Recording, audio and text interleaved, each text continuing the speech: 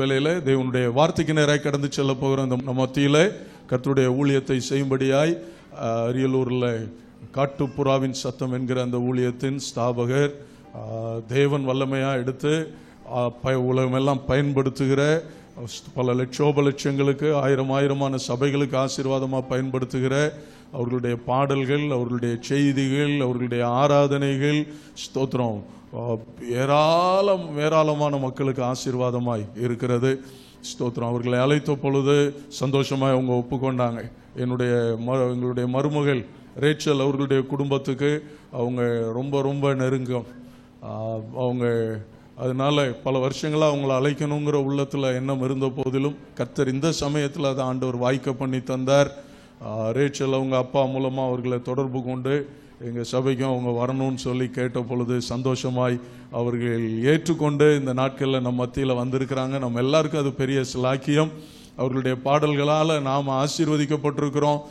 இந்த வேளையிலும் நாம் ஆசீர்வதிக்கப்பட இருக்கிறோம். தேவ மனுஷனை கரங்களை தட்டி உற்சாகமா நாம வரவேற்போம்.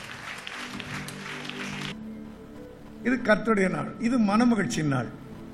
இந்த நாளை கர்த்தருடைய நாள்னு நினைக்கிறவங்க எல்லாம் கர்த்தர் உயர்த்திக்கிட்டே இருப்பார். இதை கர்த்தருடைய வாய் சொல்லிட்டு அல்லேலூயா. நான் முதல் முறை பாஸ்டர் காட்சன் அவங்கள சந்திக்கும் போது எவ்வளோ சந்தோஷமோ, இப்போ எங்கள் பாஸ்டர் ஜான் வின்ஸ்லி அவங்கள குடும்பம் சந்திக்கிறது ஒரு 1000 மடங்கு மகிழ்ச்சி எனக்கு. அல்லேலூயா சொல்லுங்க. ஒரு ஜூனியரை பார்க்கறது அவ்வளோ சந்தோஷம் எனக்கு. அதனால இந்த மனமகிழ்ச்சி நாளில் நீங்கள் இந்த நாளை மனமகிழ்ச்சின்னா எவ்வளவு வாங்கணுமோ வாங்கினா அது நல்ல ஔஷதம். மனமகிழ்ச்சி நல்ல ஔஷதம். ஔஷதம்னா என்ன? மருந்து. அப்போ இன்னைக்கு முழுக்க இன்னைக்கு தேடுற நேரம் எவ்வளவு வாங்குறீங்களோ அடுத்த வாரம் ஞாயிற்றுக்கிழமை வரைக்கும் நீங்கள் சிக்காக மாட்டீங்க. நிச்சயமாக ஆக மாட்டீங்க. ஆனால் அடுத்த வாரத்தில் சிக்கு வருவனெல்லாம் பயப்பட வேண்டாம். இப்போ நீங்கள் நிறைய அந்த ஔஷதத்தை வாங்கிட்டீங்கன்னா அடுத்த வாரம். நான் ரொம்ப சோர்ந்து போயிருந்தப்போ ஒரு கடற்கரையில் போய் ஜெபம் பண்ணிக்கிட்டு இருந்தேன். காரைக்கால் கடற்கரையில் போய் பேசுங்கப்பா என்னோடு, பேசுங்கப்பா என்னோடு, என்னோடு பேசினா உம்மை நான் பாடுவேன், என்னோடு பேசினால் உம் பின்னே ஓடுவேன், உம்மை பாடவும் உம்மை தேடவும் பின்னே ஓடவும் ஆசை வைத்தேன், இந்த உயிரும் இந்த உடலும் உன் கரத்தில் ஒப்படைத்தேன். பேசுங்கப்பா என்னோடு, பேசுங்கப்பா என்னோடு, பேசுங்கப்பா என்னோடு, பேசுங்கப்பா என்னோடு. இப்படி எவ்வளவு நாள்? 6 மாசம் ஜெபம் பண்றேன், கர்த்தர் பேசல. நான் பேசுறது ஈஸி, அவர் பேசுறது ரொம்ப கஷ்டம்னு தெரிஞ்சது. அப்போ நான் பேசும்போது அவர் கேட்கலையே, நான் ஒரு தோல்வியா இருக்கிறேனே, என் மனைவி எப்ப பாரு அழுதுகிட்டு இருக்கேன், எனக்கு 4 குமார்த்திகளாச்சே, எனக்கு வருங்காலம் தெரியலையே அப்படின்னு. பேசுங்கப்பா என்னோடு, பேசுங்கப்பா என்னோடு, என்னோடு பேசினால் உம்மை நான் பாடுவேன், என்னோடு பேசினால் உம் பின்னே ஓடுவேன், உம்மை பாடவும் உம்மை தேடவும் பின்னே ஓடவும் ஆசை வைத்தேன், இந்த உயிரும் இந்த உடலும் உன் கரத்தில் ஒப்படைத்தேன். கர்த்தர் பேசல. ஒரு 25 வருஷத்துக்கு முன்னால நடந்த சம்பவம் இது. ஆண்டவர் பேசலையே, நான் எப்படி எழும்ப போறேன்ற கவலை. காரைக்காலுக்கு ஊழியத்துக்கு போயிருந்தேன். கடற்கரையில் போய் காலையில் 6 மணிக்கு நின்றுட்டேன். அங்கே கூப்பிட்டா வரல. மகாபலிபுரம் போனேன். அங்கேயும் கடற்கரையில் போய் நின்று 6 மாசமா கூப்பிடுறேன், ஒரு பதிலும் வரலையே ஆண்டவரேன்னு. காலையில் 6 மணிக்கு போனோமே 12 மணி வரைக்கும் கடற்கரையில் கடலையே பார்த்துக்கிட்டு இருக்கேன். கர்த்தர் பேசல. என்ன பண்றதுன்னு தெரியல. அப்படி 6 நாள் நின்னுட்டேன். 6வது நாள் ஒரு மோட்டார் சைக்கிள் குடு குடு குடு குடு சவுண்டு. ஒருத்தன் மோட்டார் சைக்கிளை நிறுத்திட்டு நேராக வர்றான். சார், டெய்லி நான் இந்த பக்கம் போகிறேன் சார், இந்த கடற்கரையில் இங்கேயே நிக்கிறீங்க, என்ன சார் பண்றீங்கன்னு கேட்டான்.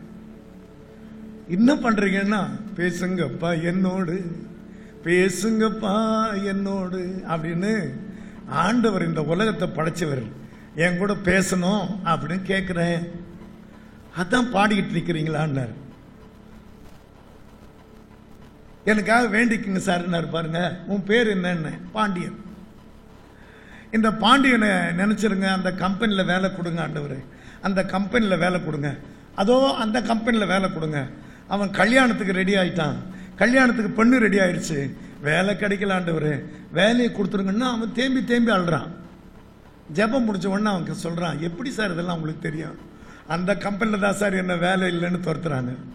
நாளைக்கு வா நாளைக்கு வான்னு டெய்லி போறேன். அந்த கம்பெனி தான் சார், தெர்மல் பவர் ஸ்டேஷன். எப்படி சார் அதை கையை காட்டுறீங்க? அடுத்தது சார், கல்யாணத்துக்கு பொண்ணெல்லாம் பார்த்துட்டேன், வேலை கிடைச்ச உடனே தான் கல்யாணம்னு சொல்றேன். இதெல்லாம் கர்த்தர் உங்ககிட்ட பேசுறாருன்னா எப்படி இருக்கும் எனக்கு? அவன் போன உடனே நான் ஓட்டின டிவிஎஸ் பற்றி ஒரு விட்டேன்.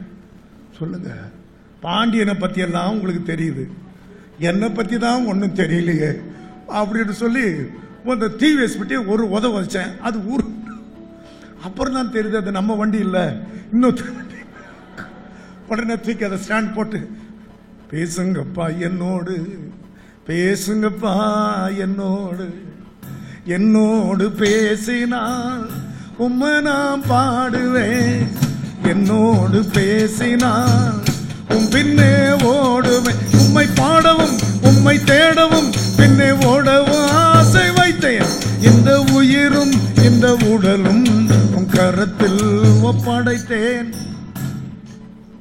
இன்னைக்கு என்னோட பேசலாம் நான் போக மாட்டேன் ஆண்டவர். வெயில்ல நிக்கிறேன்னா கர்த்தர் பேசுறாரு. இந்த கடலை பாரு, இந்த அலைகளை பாரு, இம்மட்டுவா மிஞ்சி வராதேன்னு நான் சொன்னேன். அது பாரு எவ்வளோ பெரிய அலையா திரண்டு வருது. 1 பங்கு நிலம், 3 பங்கு கடல். கடல் நினைச்சா அதை விழுங்கிறோம், கடல் நினைச்சா இந்த பூமியை விழுங்கிறோம். ஆனா இம்மட்டுமா மிஞ்சி வராதேன்னு கடல் அலைகளுக்கு சொன்னேன். நீ பாரு, என் பேச்சை கேட்குது. பார்த்தா இப்படி வந்து சொல்லி வச்ச மாதிரி கவுந்து திரும்பி போகுது. அதுக்கெல்லாம் என் வார்த்தை ஞாபகம் இருக்கு. உனக்கு இம்மட்டுமா மிஞ்சி வராதுன்னா அந்த கடல் வரல. அப்போ இனிமேல் நீ கஷ்டப்பட மாட்ட அப்படின்னு நான் சொல்றேன். நல்லா பாரு, நான் நினைச்சா கடல் மேல நடந்து வருவேன், இல்லைன்னா கடலை கூட வழியாக்கிடுவேன். ரொம்ப அவசரப்பட்டா உன்னை கடல் மேல நடக்க வச்சு கூட பார்ப்பேன் போனாரு.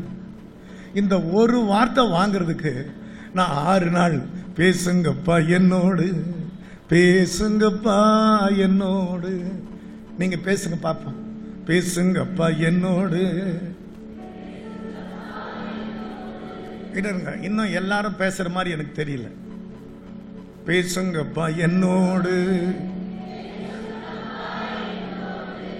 எல்லாரும் பேசுறாங்களான்னு எனக்கு தெரியலையே.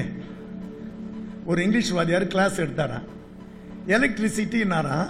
முன்னால் ஒரு பையன் எலக்ட்ரிக் குட்டின்றானா. எலக்ட்ரிசிட்டி எலக்ட்ரிக் குட்டி. ஐயோ, சிட்டி வாயில வரலையே, எலக்ட்ரிக் குட்டின்றானே அப்படின்னு போய் டீ கடையில் உட்காந்துக்கிட்டா அங்கே ஒரு ஆள் டீ குடிக்க வந்தாரா. இங்கிலீஷ் வாத்தியார் தானே நீங்க? ஆமா. 6ஆம் கிளாஸ்ல ரவிக்கு வாத்தியார் தானே நீங்கண்ணா? யோ, உன் பையனா யார் ரவி? எலக்ட்ரிசிட்டியை போய் எலக்ட்ரிக் குட்டின்றாயா. எப்படியா நான் கிளாஸ் எடுக்கிறேன்னு? அவன் கெப்பா குட்டி, அவ்வளோதாங்க, நீங்க போய் கிளாஸ் எடுங்கன்னு. அது எலக்ட்ரிசிட்டி எலக்ட்ரிக் குட்டின்னுது. அவன் கெப்பா குட்டி, அவ்வளோதான், போய் நடத்துங்கன்னா எப்படி இருக்கும்? யோ, கெப்பாசிட்டியா என்னமோ கெப்பா குட்டி போங்கன்ட்டான். என்னடா அது இங்கிலீஷை போய் இப்படி கெடுக்கிறாங்களேன்னு டென்ஷனா எழும்பி அவர் போன தாத்தா ஒருத்தர் வராராம். இங்கிலீஷ் வாத்தியார் தானே நீங்க? 6ஆம் கிளாஸ்ல ரவின்னு ஒரு பேரன் இருக்கான, அது யார் தெரியுமா? என் பேரன். யோ, இங்க வாயா கிட்ட. எலக்ட்ரிசிட்டியை உன் பேரன் எலக்ட்ரிக் குட்டின்றான். உன் மகனை இப்ப பார்த்தேன், அவன் கெப்பாசிட்டியை போய் கெப்பா குட்டின்றான். நான் எப்படியா கிளாஸ் எடுக்கிறதுனாரா? இதையெல்லாம் பப்ளிசிட்டி பண்ணாம போய் வேலையை பாருங்க சார், டென்ஷன் பண்ணாதீங்க.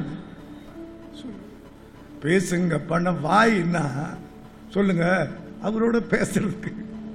பேசுங்கப்பா என்னோடு, பேசுங்கப்பா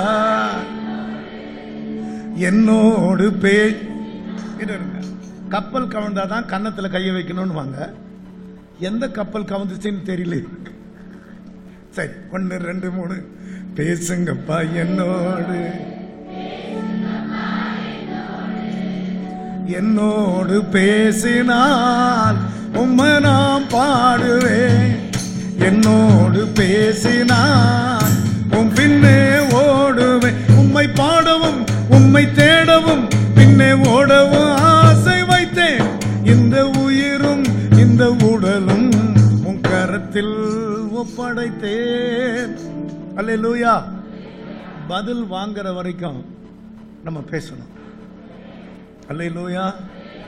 ஏன் அப்ப 6 மாசம் நீ என்கிட்ட பேசல அப்படின்னா, நீ என்கிட்ட கொஞ்சமா தான் பேசுவ, எல்லார்கிட்டையும் ரொம்ப பேசுவல்ல. என்னைக்கு நீ என்கிட்ட அதிகமா பேசுறியோ அன்னைக்கு தான் பதில். இப்ப சொல்லுங்க, ஒரு நாள் 24 மணி நேரம்னா ஆண்டவரோட பேசுறது 2 நிமிஷம் கூட இல்லை. நான் சொல்ல புரியுதா இல்லையா? நீங்க என்னைக்கு ஆண்டவர் ரொம்ப பேசுறீங்களோ அன்னைக்கு அவர் பேசிடுவாரு. அதுக்கப்புறம் உங்களை உலகம் திரும்பி பார்க்குற அளவு உயர்த்துவார். எனக்கு ஞாபகம் இருக்கு, திருச்சி ஜங்ஷன்ல ஒரு கூட்டம் முடிச்சுட்டு வர்றேன். மெயின் கார்டு பஸ் ஸ்டாண்டுக்கு வந்துட்டேன். 9:10 அரியலூர் பஸ். அப்படி வரும்போது வை கோபாலசாமியின் பேச்சு, 60,000 பேர் திரண்டார்கள், இரவு 11:30 மணிக்குன்னு படிச்சுட்டேன். தலையங்கம், அதாவது மாலை முரசு அல்ல தலையங்கன்னா ஒரு பேப்பர் தொங்கும். வை கோபாலசாமியின் பேச்சு, 60,000 பேர் இரவு 11:30 மணி வரைக்கும் உட்கார்ந்தாங்கன்னு. எனக்கு ஒரே யோசனை, நம்ம பேச்சு கேட்கறதுக்கு 60,000 பேர் இல்லையே, அதுவும் 11:30 மணி வரைக்கும் உட்காந்து நின்று கேட்டாங்களாமே. எனக்கு ஒரு முடிவு தெரியணும்னு பஸ் ஸ்டாண்டில் உட்காந்துட்டேன். சூட் கேஸ் எடுத்து வச்சுட்டு யாரும் இல்லைன்னு நினச்சிக்கிட்டு, பாவி என் மீது ஏன் இந்த அன்பு ஒன்னும் புரியலையே, சித்தம் என் மீது வைத்திட்ட பின்னும் வாழ தெரியலையே. அப்படி பாட்டு, எனக்கு வாழ தெரியலையே. பாவி என் மீது ஏன் இந்த அன்பு ஒன்னும் புரியலையே,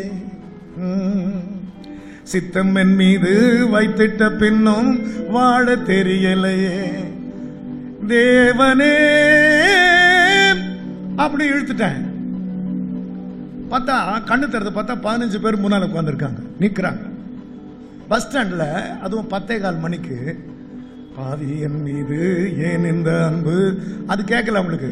தேவனே போது கேட்டுருச்சு.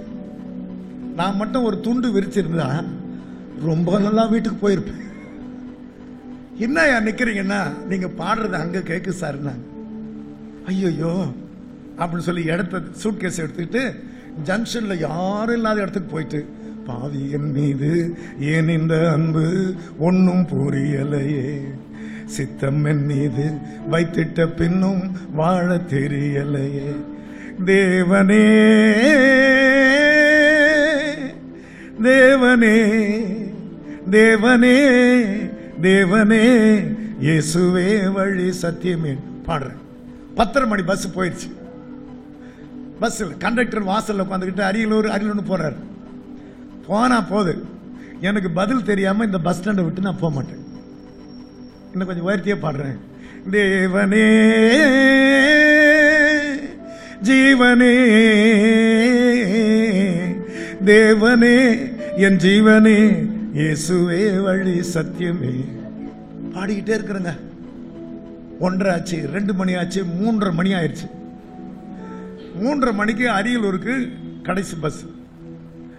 இப்ப அந்த பஸ்ஸும் புறப்படும் போது கண்டர் வசனம் அரியலூர்னு கூப்பிடுறான். நான் போகட்டுமா வேண்டாமா ஆண்டவரே அப்படின்னா, இவ்வளவு நேரம் நீ என் கூட போராடின, உன் மாம்சத்தோட போராடல. நீ தூங்கணும், போய் ரெஸ்ட் எடுக்கணும். ஆனா என் கூட நீ போராடல. அதனால அரியலூர்னா நீ தெரியுற மாதிரி ஆக்குறேன், போ சீக்கிரம் போய் ஏறுனார். இப்ப சொல்லுங்க, இப்ப அரியலூர்னா நானும் தெரியும். எவ்வளவு கேள்விக்கு இன்னும் பதில் வரல. வாயை வச்சுக்கிட்டு, அதாவது ஆள் சைஸுக்கு ஒரு செல்போனை வேற வாங்கி வச்சுக்கிட்டு, உயிரை வாங்கிட்டு, அது ரிப்பேர் ஒன்று பிள்ளை கிட்ட கொடுத்து, அது அதை பார்த்துக்கிட்டே சாப்பிடுதா. உப்புமாவை சாப்பிட்றோமா சப்பாத்தி சாப்பிட்றோமா தெரியல. ஒரு பையனை பார்த்து என்னடா சாப்பிட்டேன்னா யோசிக்கிறான், என்ன செல்போனை பார்த்து பேசணும்தான். பிசாசுடைய டெக்னிக் தெரியுமா? இதை உங்க கையில கொடுத்தா இதெல்லாம் ரொம்ப பேசுவீங்க, அவர்கிட்ட பேச மாட்டீங்க. என்ன டெக்னிக் பண்றான் பாருங்க. எத்தனை பேர் மனசுக்குள்ள புரிஞ்சா, இனிமேல் நான் 6 நாளும் கர்த்தரோட பேசுவேன், ஒரு நாள் அவர் பேசுறதை நான் கேட்பேன். புரிஞ்ச மாதிரி பாவி என் மீது ஏன் இந்த அன்பு ஒன்னும் புரியலை, பாவி என் மீது ஏன் இந்த அன்பு ஒன்னும் புரியலையே, சித்தம் என் மீது வைத்திட்ட பின்னும் வாழ தெரியலையே, இன்னும் வாழ தெரியலையே. இந்த பாட்டை நான் பாடினா 40,000 பேர் கேட்டாங்க, என் மருமகன் பாடினா 40 லட்சம் பேர் கேட்கிறாங்க. அப்பவும் பொறாமையா தான் இருக்கு. எல்லாம் கவனிங்க, உங்களுக்குன்னு ஒரு வரலாறு சாதிக்கிறதுக்காகத்தான் உங்களை கர்த்தர் இள வயசிலே சந்திக்கிறார். உன் இள வயசின் பக்தியும் நீ வாழ்க்கைப்பட்ட போது இருந்த நேசத்தையும் நான் நினைச்சிருக்கிறேன். அன்னைக்கு கல்யாணம் ஆகும்போது உன்னை பத்தி என்ன புகழ்ச்சியா பேசினாங்க சொல்லுங்க. உங்களை என்ன சொன்னாங்க? ஜாடி கேத்த மூடினாங்களே. எத்தனை பேருக்கு புரியுது? இப்ப வந்து வீட்டில் விசாரிக்கலாமா? புருஷர்களே, உங்களை வந்து உங்க வீட்டு அம்மா கிட்ட கேட்கலாமா? சொல்லுங்க. ஞாயிற்றுக்கிழமை ஆராதனையில் ஒரு அம்மா புருஷனோட வந்து நிற்குதான், சும்மா திட்டுறாரு. அவர் சொல்ற, ஏன்டா அந்த பிள்ளைய திட்டுற, பாவமா இருக்கடா, அழுதாடா அந்த பிள்ளை, ஏன்டா அப்படி திட்டுற? அன்னைக்கு கல்யாணத்துல மைக் பிடிச்சி என்னடா சொன்னேன்? வாழ்விலும் தாழ்விலும் சுகத்திலும் சுகவீனத்திலும் சொன்ன நான் எங்க சொன்னேன்? மைக்க நீங்க தான் வாய்கிட்ட வச்சு சொல்லுன்னு உயிரை எடுத்தீங்க. நியாயமா இது? நியாயம்? நான் சொல்றது புரியுதுன்னு நினைக்கிறேன். அடுத்த வாரம் ஞாயிற்றுக்கிழமை பாஸ்டர் வந்தா ஒரு அம்மா புருஷனோட நிக்குதான், ஜெபம் பண்ணுங்க. எதிர் வீட்டுக்காரி சனியும் முடிச்சது போதுன்றான். என்ன பார்த்து சனியும் முடிச்சது போதுன்றான். பாஸ்டர் கோவம், எங்க இருக்க சனியும் காட்டு, துரத்துறன்னு, இந்த பக்கத்தில் நிக்குது பாருங்கன்றாளாம். எங்க போது நம்ம உலகம்? 6 நாளும் கர்த்தரோட பேசி ஒரு நாள் அவர் பேச கேட்க ஓடி வர்ற கூட்டமா நம்ம உலகத்தாருக்கு தெரிய வேண்டாமா? சொல்லுங்க. பாவி என் மீது ஏன் இந்த அன்பு ஒன்னும் புரியலையே, சித்தம் என் மீது வாழ தெரியலையே, இன்னும் வாழ தெரியலையே. திருப்பி சொல்லலாமா? 1 2 3.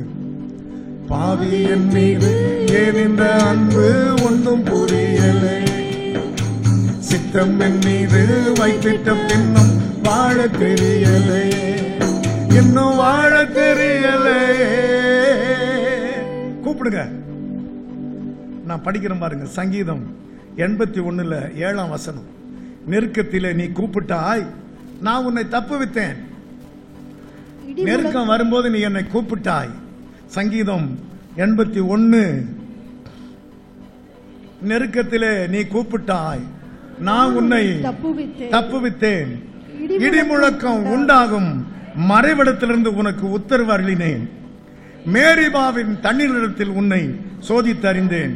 என் ஜனமே கேள், உனக்கு சாட்சியிட்டு சொல்லுவேன்.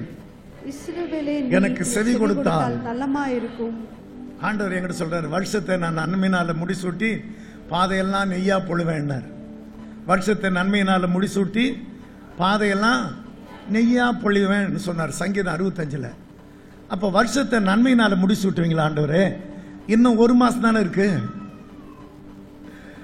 இந்த வருஷம் ஒரே மாசத்துல நன்மையில முடிசூட்டுவீங்களா அப்படின்னு நான் கேட்டேன். ஆமான்றாரு. அல்லேலூயா சொல்லுங்களேன். வருஷத்தை நன்மையினால முடிசூட்டுவேன், பாதையெல்லாம் நெய்யா பொழியும்னார். புரியல ஆண்டவர், என்ன நீ தான் பாலையே வாங்கலையே, அப்புறம் நெய்யை பத்தி ஏன் பேசுறேன்னாரு. நான் சொல்ல புரியுதா உங்களுக்கு? உனக்கு பாலே வாங்கலையே. பைபிள் வந்து திருவசனமாகிய ஞானப்பால். நீ இதையே வாங்காம நெய்யை பத்தி பேசலாமான்னா சொல்லுங்க. உடனே பைபிள் எடுத்து ஆண்டவரே வாசிப்பேன். அப்போ அவர் என்ன வாசிக்க வச்சாருன்னா வெளிப்பட்ட விசேஷத்தை வாசிக்க வச்சாரு. வெளிப்பட்ட விசேஷம் தலைப்பு என்ன தெரியுமா? திவ்ய வாசகனாகிய யோவானுக்கு அப்ப வெளிப்படுத்தின விஷயம். இதை எழுதுறவர் யாரு? திவ்ய வாசகன். நல்ல பைபிள் படிக்கிறவன் அவங்கிட்ட தான் பேசுவார். நான் சொல்ல புரியுதா உங்களுக்கு? வெளிப்பாடு வேணும்னா ரொம்ப பைபிள் படிக்கிறானே, அப்புறம் என்ன சொல்ற தெரியுமா? வாசிக்கிறவங்க பாக்கியவான், கேட்கறவங்க பாக்கியவானுங்க, கை கொள்றவங்க பாக்கிடுவாங்க. அதான் முதல்ல. இன்னைக்கு கையில பாலே இல்லாம சொல்லுங்க, நியாயமா இது? எங்க சகோதரர் பிள்ளைங்க எல்லார் கையிலையும் என்னைக்கு பைபிள் முக்கியம் எடுக்குதோ அன்னைக்கு உங்க வாழ்க்கையில பாலாறு இல்ல தேனாறு ஓடும். ஆமென். அதனால எங்க பிள்ளைகளை சிங்கக்குட்டி கேட்கிறார், பாலை வாங்கலையேன்னாரு. அப்புறம் பாலை வாங்கின உடனே மொத்தத்தையும் குடிச்சிடக்கூடாது. நான் சொல்ல புரியுதா உங்களுக்கு? அத்தை போய் அதில் கொஞ்சம் உர ஊற்றணும். நாங்கள் சொல்றது உரைக்கலையா உங்களுக்கு? இதாங்க உர. நான் சொல்ல புரியல உங்களுக்கு? இன்னும் கொஞ்ச நேரத்தில் சொல்லுங்க. இந்த உரை மறக்கக்கூடாது, அதை ஊற்றணும். அப்புறம் புளிக்கணும் சொல்லுங்க. அப்புறம் தயிர் ஆகணும், அப்புறம் கடையணும். அப்படி கடைஞ்சாலும் எவ்வளவு கிடைக்கும்னா கொஞ்சம் வெண்ணெய் கிடைக்கும். அப்ப எவ்வளவு சேர்த்தா நெய் கிடைக்குமோ இப்படி சொன்னாரு. நீ எவ்வளவு சேர்க்கணும் சொல்லுங்க. அப்போ வெண்ணெய் வச்சுக்கிறத விட நீ நெய்யாக்கி வச்சிருந்தா 6 மாசம் கூட நல்லா இருக்கும். நான் சொல்றது புரிஞ்ச மாதிரி முகத்தை காட்டினா தானே நான் அடுத்து சொல்ல முடியும். சொல்லுங்க. அப்ப பாலையே வாங்கல, நெய் எப்படி வரும்னு கேட்டார். நீங்க ஒண்ணா பாருங்க, கடையில போய் பார்க்குற நெய் எல்லாமே 6 மாசம் 8 மாசம் இல்ல, 1 வருஷம் கூட கெட்டு போகாது. வெண்ணெயை வச்சு பாருங்க. நான் சொல்றது புரியுதா உங்களுக்கு? ஒரு எதிர் வீட்டுக்காரரு பக்கத்து வீட்டில் போய் பேப்பர் கொடுங்கன்னாராம். என்ன நாருத, என்ன வீடு இருந்தாராம். அவர் வீட்டுக்கு வந்தாராம். என்ன வீடெல்லாம் ஒரே நாருதுன்னு. அவர் முறுக்கு மீசை வச்சிருப்பாரு. என்ன நாருத அப்படின்னு பார்த்தா பேத்தியை கொஞ்சிக்கிட்டு இருந்தார்ல, அது கொஞ்சம் கையில வெண்ணெய் வச்சிருந்தது. அது இங்கேயே இங்கிருந்து போன உடனே இந்த வருஷத்தை சொல்லுங்க சொல்லுங்க, நெய்யா பொழிய பண்றது எங்க கையில கிடையாது, உங்க கையில. போய் வீட்டில் போன உடனே பைபிளை எடுத்து, ஆண்டவரே பாலும் தேனும் ஓடுற தேசம், பாலும் தேனும் ஓடுற தேசம் தான் நல்லமும் விசாலமான தேசம். அவர் சொன்னது பாலும் தேனும் ஓடினா நலமும் விசாலமான தேசம். அது வானத்தின் மழை தண்ணீரை குடிக்கிற தேசம். அது கர்த்தர் விசாரிக்கும் தேசம். வருஷ துவக்கம் முதல் முடிவு வரைக்கும் கர்த்தருடைய கண்களே பார்க்கிற தேசம். பாலை எங்க வாங்குறீங்க சொல்லுங்க. தேன் என்ன தெரியுமா? இப்படி வந்து உட்கார்ந்து இருக்கிறது. தேன் கூட்டுல தேன் வடியணும். அல்லேலூயா சொல்லுங்களேன். நாங்க கொடுக்கறது வந்து தெளிதேன், கொஞ்சம் தான் கொடுப்போம். சொல்லுங்க. ஆமா, நான் சொல்றது புரியுதா உங்களுக்கு? அதை சொல்றதுக்குள்ளேயே வேர்க்குது, பேண்ட்டுக்குள்ள கால் இப்படி இப்படி ஆடுது. ஒரு தீர்மானத்துக்கு வாங்க. எங்க போயிட்டு இருக்கிறோம் சொல்லுங்க. நெருக்கத்தில் நீ கூப்பிட்ட, நான் எப்படி பதில் கொடுத்தேன் சொல்றாரு. நெருக்கத்தில் நீ கூப்பிட்டாய், நான் உன்னை தப்புவித்தேன். இடி முழக்கம் உண்டாகும் மறைவிடத்தில் இருந்து உனக்கு உத்தரவு அருளினேன். மேரிபாவின் தண்ணீர்களிடத்தில் உன்னை சோதித்து அறிந்தேன். என் ஜனமே கேள், உனக்கு சாட்சியிட்டு சொல்லுவேன். இப்போ சங்கீதம் 81:7 கையில வச்சிருக்கிறவங்க எல்லாம் பாடுங்க. நெருக்கத்திலே நீ கூப்பிட்டாய், நான் உன்னை தப்புவித்தேன். இடி முழக்கம் உண்டாகும் மறைவிடத்தில் இருந்து உனக்கு உத்தரவு அருளினேன். மேரிபாவின் தண்ணீர்களிடத்தில் உன்னை சோதித்து அறிந்தேன். என் ஜனமே கேள், உனக்கு சாட்சியிட்டு சொல்லுவேன். இப்போ நிறைய பேர் இங்கிலீஷ் மீடியம் படிச்சிருக்கிறீங்க. இங்கிலீஷ் மீடியம் படிச்சா கூட பரவாயில்ல. வெளிநாட்டிலேருந்து வர்றவங்கெல்லாம் இங்கே வந்து தமிழ் பாட்டு கற்றுக்கிட்டு இங்கே பாடுறாங்களா? இல்லை சொல்லுங்க, பாடுறாங்கல்ல. உங்களுக்கு விஷயம் தெரியுமா? நமக்கு தமிழ் டிரான்ஸ்லேஷன் கிடைச்சது ஒரு இங்கிலீஷ்காரனால. நம்ம ஏதோ கொஞ்சம் இங்கிலீஷ் மீடியம் படிச்சுவிட்டு சொல்லுங்க, ஓசியா இருக்குன்னா தேடுது, அட்டவணையில் கண்டுபிடிக்குது நம்ம பிள்ளை ஓசியா அங்க இருக்குன்னு. அதனால என் ஜனமே கேள், நீ நெருக்கத்தில் கூப்பிட்ட நான் தப்பு வச்சேன்றார். இதை டியூன் போடுன்னாரு. சேலா சேலான்னா திரும்ப திரும்ப பாடு. நெருக்கத்திலே நீ கூப்பிட்டாய், நான் உன்னை தப்புவித்தேன். இடி முழக்கம் உண்டாகும் மறைவிடத்தில் இருந்து உனக்கு உத்தரவு அருளினேன். மேரிபாவின் தண்ணீர்கள் இடத்தில் உன்னை சோதித்து அறிந்தேன். என் ஜனமே கேள், உனக்கு சாட்சியிட்டு சொல்லுவேன். இப்ப நான் சாட்சி சொல்ல போறேன். நீ கூப்பிட்ட நான் எப்படியெல்லாம் தப்பு வச்சேன் தெரியுமா? ஆமா, நீ இதை கவனிக்கலையே. படிக்கிறேன் பாருங்க, 2 முறை வருது. என் ஜனம் எனக்கு செவி கொடுத்து இஸ்ரவேல் என் வழிகளில் நடந்தால் நலமாயிருக்கும். என் ஜனமே கேள், நீ எனக்கு செவி கொடுத்தால் நலமாயிருக்கும். அப்போ என் ஜனமே கேள், நெருக்கத்தில் நீ கூப்பிட்டா நான் வந்தேன்றார். அல்லேலூயா சொல்லுங்களேன். அவரு யோசேப்பை பத்தி தான் இதை பேசுறாரு. படிக்கிறேன். நாம் அறியாத பாஷையை கேட்ட எகிப்து தேசத்தை விட்டு புறப்படுகையில் இதை யோசேப்பிலே சாட்சி. எல்லாம் கவனிங்க. யோசேப்பு யார் தெரியுமா? அடிமை. நான் சொல்ல புரியுதா உங்களுக்கு? நம்மெல்லாம் யார் தெரியுமா? எகிப்துல அடிமை. எகிப்துன்னு என்ன தெரியுமா? டார்க்னஸ், பாவம், சாபம், நம்ம தோல்ல ஒரு சுமை, வேதனை. இது நீ கூப்பிட்ட ஒண்ணு, இதையெல்லாம் நான் தப்பு வித்து உன்னையே ஆள்ற மாதிரி ஆக்குனா இல்லையான்ற. இப்ப சொல்லுங்க, அல்லேலூயா சொல்லுங்க. உன் மேல இப்போ பாவம், சாபம், ஆக்கின ஒண்ணுமே கிடையாது. நீ கூப்பிட்டதை நம்பி நான் வந்து காப்பாத்தணும்லன்ற. எத்தனை பேருக்கு புரியுது? ஒரு ஆள் நன்றி சொல்லணும். நான் நன்றி சொல்ல போறேன், நீ ஒரு டீ போடுமான்னு போய் உட்கார்ந்து ஒரு நோட் எடுத்து, இந்த வருஷத்துல அப்படின்னு சொல்லி, இந்த வருஷம் மோசமான வருஷம் ஆண்டவரே, எப்படி நன்றி சொல்லன்னு எழுதுறாங்க. இந்த வருஷம் கார் ஆக்சிடென்ட் ஆயிடுச்சு ஆண்டவரே, ரொம்ப செலவாயிருச்சு, எப்படி நன்றி சொல்ல? என் மகளுக்கு பிள்ளை பிறந்தது, ஆஸ்பத்திரி செலவு அதிகமாயிருச்சு, எப்படி நன்றி சொல்ல? அவர் எழுதுறாரு. எனக்கு ஒரே ஒரு மகன் இருக்கிறான், அவனுக்கு வேலை கிடைக்கல, எப்படி நன்றி சொல்லன்னு. இந்த அம்மா டீயை போட்டுட்டு வந்து பார்த்தா, எப்படி நன்றி சொல்ல, எப்படி நன்றி சொல்லன்னு அப்படியே தூங்கிட்டான்.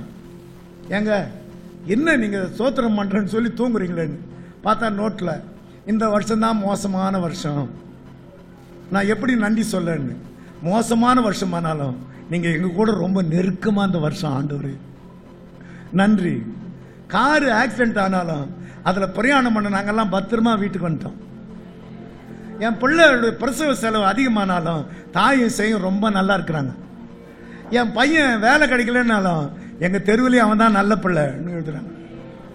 இப்ப சொல்லுங்க, இந்த வருஷத்தை நினைச்சுக்கிட்டு கன்னத்துல கையை வச்சுக்கிட்டு வருஷம் முடியும் போது நன்மையும் கிருபையும் தொடரும், நன்மையினால முடிசூட்டி பாதையெல்லாம் நெய்யா பொழியும்னா புரிஞ்ச மாதிரி முகத்தை காட்ட வேண்டாம்.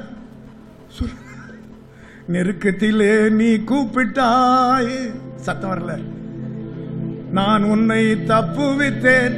சேலா, நான் திரும்ப திரும்ப பாடு. நான் சேலான உடனே நீங்க பாடிடணும். பாட்டு தெரியலன்னாலும் சொல்ல வேண்டாம். பாடுறவன் யாரோ, வாய் அசைக்கிறவன் தான் ஹீரோ. அப்படி சொல்லிடணும். 1 2 3 நெருக்கத்திலே நான் உன்னை. எல்லாரும் கூப்பிடுற மாதிரி தெரியல. நான் என்னமோ உங்களை பாட்டு கிளாஸ் எடுத்து பாட்டு சொல்லி கொடுக்குற மாதிரி தெரியும். நியாயமா இது? 1 2 3 நெருக்கத்திலே நான் உன்னை, இடி முழக்கம் உண்டாகும் மறைவிடத்தில் இருந்து உனக்கு உத்தரவு அருளினே. மேரிபாவின் தண்ணீர்கள் இடத்தில் உன்னை சோதித்து அறிந்தே. என் ஜனமே கேள், உனக்கு சாட்சியிட்டு சொல்லுவேன். கூப்பிட்டா என்ன ஜெபம் இல்ல, நீங்க கூப்பிடுற சத்தம் கேட்கணும். உன் மதில்கள் எப்பொழுதும் எனக்கு முன்பா இருக்கு. சும்மா புலம்புற, அவர் சொல்றது அப்படியே சொல்றேன். உன் மதில் எப்ப பாரு, தாய் தன் பாலகனை மறப்பாளா? அவளே மறந்தாலும் நான் உன்னை மறக்க மாட்டேன். அவர் சொல்றது அப்படியே. நானும் உங்க வீட்டுக்குள்ள போனோன்னு அந்த மதிலுக்குள்ள பாக்குறேன். சொல்லுங்க, கூப்பிடுற சத்தமே கேட்கல. இது ஜெப வீடு. இங்கே ஜெபமும் ஆராதனையும். நீங்க கூப்பிட வேண்டிய வீடு உங்க வீடு. சொல்லுங்க. நான் முதல் நாள் சொன்னேன், நான் உன் வீட்டில் வந்து தங்க வேண்டும் 6 நாளும். நீ வாரத்தில் 1 நாள் என் முன்னால வந்து குந்த வேண்டும். 6 நாளும் நான் உன் வீட்டுக்கு வரல, நீ இங்க வந்தா மட்டும் நான் கேட்க போறேன். எத்தனை பேருக்கு புரியுது? இங்க இருக்கிற எல்லாருக்கும் தங்குறதுக்கு வீட்டை கொடுத்துருக்காரா? கொடுத்துருக்காருல்ல. அப்புறம் என்ன? ஒருத்தன் மிருதங்கம் வாசிக்க கத்துக்கிட்டானா, கத்துக்க வேணும்னா நம்ம தெருவிலே மிருதங்க சக்கரவர்த்தி இருக்கிறார் டாடி, நான் போய் கத்துக்கிட்டுமான்னு கேட்டானா. டேய், உனக்கு மிருதங்கம் வராதுடா, நீ கையே ஒழுங்கா தட்ட மாட்ட, வேணா டைம் வேஸ்ட் பண்ணாத. அவன் சொன்னானா, don't judge a book by its topic. Don't judge a book by its topic. என்ன தோற்றத்தின்படி தீர்ப்பு செய்யாதீங்க டாடி, நான் மிருதங்கம் கத்துக்கிட்டு எப்படி அடிக்கிறேன் பாருன்னு. அங்க போனா 1 மாசத்துக்கு 1000 ரூபாய் ஃபீஸா. 6 மாசம் கத்துக்கிட்டு மிருதங்கத்தை கொண்டாந்து நடு வீட்டில் வச்சுக்கிட்டு தங்கடதம் தங்கடதம் தங்கடதம் அப்புறம் டங்கடதம் தங்கடதம் தங்கடதம் அண்ணா அடி. அவங்க அப்பாவுக்கு தலைவலி ஆகி போச்சு. ஏண்டா 6 மாசம் படிச்சுட்டு வந்து தங்கடதம் தங்கடதம் தங்கடம் என்னடா அது? போய் வாத்தியாரை கேளுங்க டாடி. நேராக வாத்தியார்கிட்ட போனாராம். என்ன வாத்தியார, 6000 ரூபாய் பீஸ் வாங்கிட்டு என் பிள்ளையை கெடுத்துட்டீங்களே. அவன் நடு வீட்டில் வச்சுக்கிட்டு தங்கடதம் தங்கடதம் தங்கடதம்ன்றான். என்னன்னா அவன் 6 மாசம் என்ன படிச்சானோ அதை தாங்க வாசிக்கிறான். தங்குறதும் திங்குறதும் தூங்குறதும். இதுக்கு மதுரை பட்டணமா? நியாயமா? இப்ப போங்க வீட்டுக்கு. எனக்கு ஒரு பதில் கிடைக்கிற வரைக்கும் உம்ம நெருக்கத்திலே நீ கூப்பிட்டாய், நான் உன்னை தப்புவித்தேன். இடி முழக்கம் உண்டாகும் மறைவிடத்தில் இருந்து உனக்கு உத்தரவு அருளினே. மேரிபாவின் தண்ணீர்கள் இடத்தில் உன்னை சோதித்து, என் ஜனமே கேள், உனக்கு சாட்சியிட்டு சொல்லுவேன். வீட்டுக்கு போன உடனே உன் அலங்கத்துக்குள்ள சமாதானம். உன் அலங்கன்னா உன் வீட்டு, உன் அரண்மனைக்குள்ள சுகம். நீ அலங்கத்துல கூப்பிடுறத பார்த்து உன் வாழ்க்கைய அரண்மனை சுகமா மாத்திடுவேன். அரண்மனையில இருக்கிறவனுக்கு இல்லாத சுகம் உன் வீட்டில் இருக்கும். நான் சொல்ல, மதுரையில் 50 கோடி கூட வீடு கட்டுறது இருக்கிறான். 2 மாசத்துக்கு முன்னால நான் பெங்களூர் போயிருந்தேன். என்னை காரில் கூட்டிட்டு போறவர் அவங்க ஆபீஸுக்கு கூட்டிட்டு போறாரு. அது 11 அடுக்கு மாடி, 11வது ஃப்ளோர்ல கார் போதுங்க. அவர் சொல்றாரு, எங்க ஓனருடைய பில்டிங் இது, இந்த முழு பில்டிங் பரிபாலனம் நான் தான் பார்க்குறேன், இதில் வேலை செய்கிறவங்களுக்கெல்லாம் சம்பளம் நான் தான் கொடுக்குறேன். பார்த்தா 11 அடுக்கு, 50 கோடி ஃபாதர் அப்படின்றார் அவர். அப்புறம் 50 கோடி ஆண்டு. நீங்க ஒன்று, பாம்பேல இதே மாதிரி ஒரு 50 கோடிக்கு பில்டிங் இருக்கு, கல்கத்தால ஒரு 50 கோடிக்கு பில்டிங் இருக்கு. சொன்னா ரொம்ப பெரியவனா நினைச்சேன். யார் பெரியவன்? என் முன்னால வந்து உட்கார்றதாண்டா பெரியவன். படைச்சவர்கிட்டயே வந்து இப்படி செய்யணும் அப்படி செய்யணும் எனக்கே உத்தரவு போடுறானே, அவன் தாண்டா பெரிய. புரியுதா உங்களுக்கு? நீங்க போய் முன்னால உட்கார்ந்து இதை செய்யணும், நான் விட மாட்டேன், அடம் பிடிச்சு பாருங்க. எல்லாம் கவனிக்கணும். நான் மேரிபாவின் அண்டையில் உன்னை சோதிச்சு அடைஞ்சேன். அப்படின்னா என்னன்னா, என்னைக்கு மாசா மேரிபா நம்ம கிட்ட இருக்குதோ அன்னைக்கு கர்த்தர் நம்மளை விட்டு போயிடுவார். மாசா மேரிபா, மாசான்னா வாய் சண்டை, மேரிபான்னா வாக்குவாதம். இந்த ரெண்டும் கர்த்தருடைய பிள்ளைங்க வாயில வந்து உங்க வீட்டில் சும்மா வாக்குவாதம், சும்மா வாய் சண்டை இருந்தா கர்த்தர் அந்த வீட்டை விட்டு போய் ரொம்ப நாள் ஆச்சு. நான் சொல்றது புரியுது? அப்போ 40 வருஷம் நான் அந்த சந்ததியை அரோசித்தேன். மாசா மேரிபாண்டு சோதிச்சேன். ரொம்ப சண்டை போடுது, ரொம்ப கோபமா பேசுது. இதே வாயில தோத்துறோம் எனக்கு தேவையா?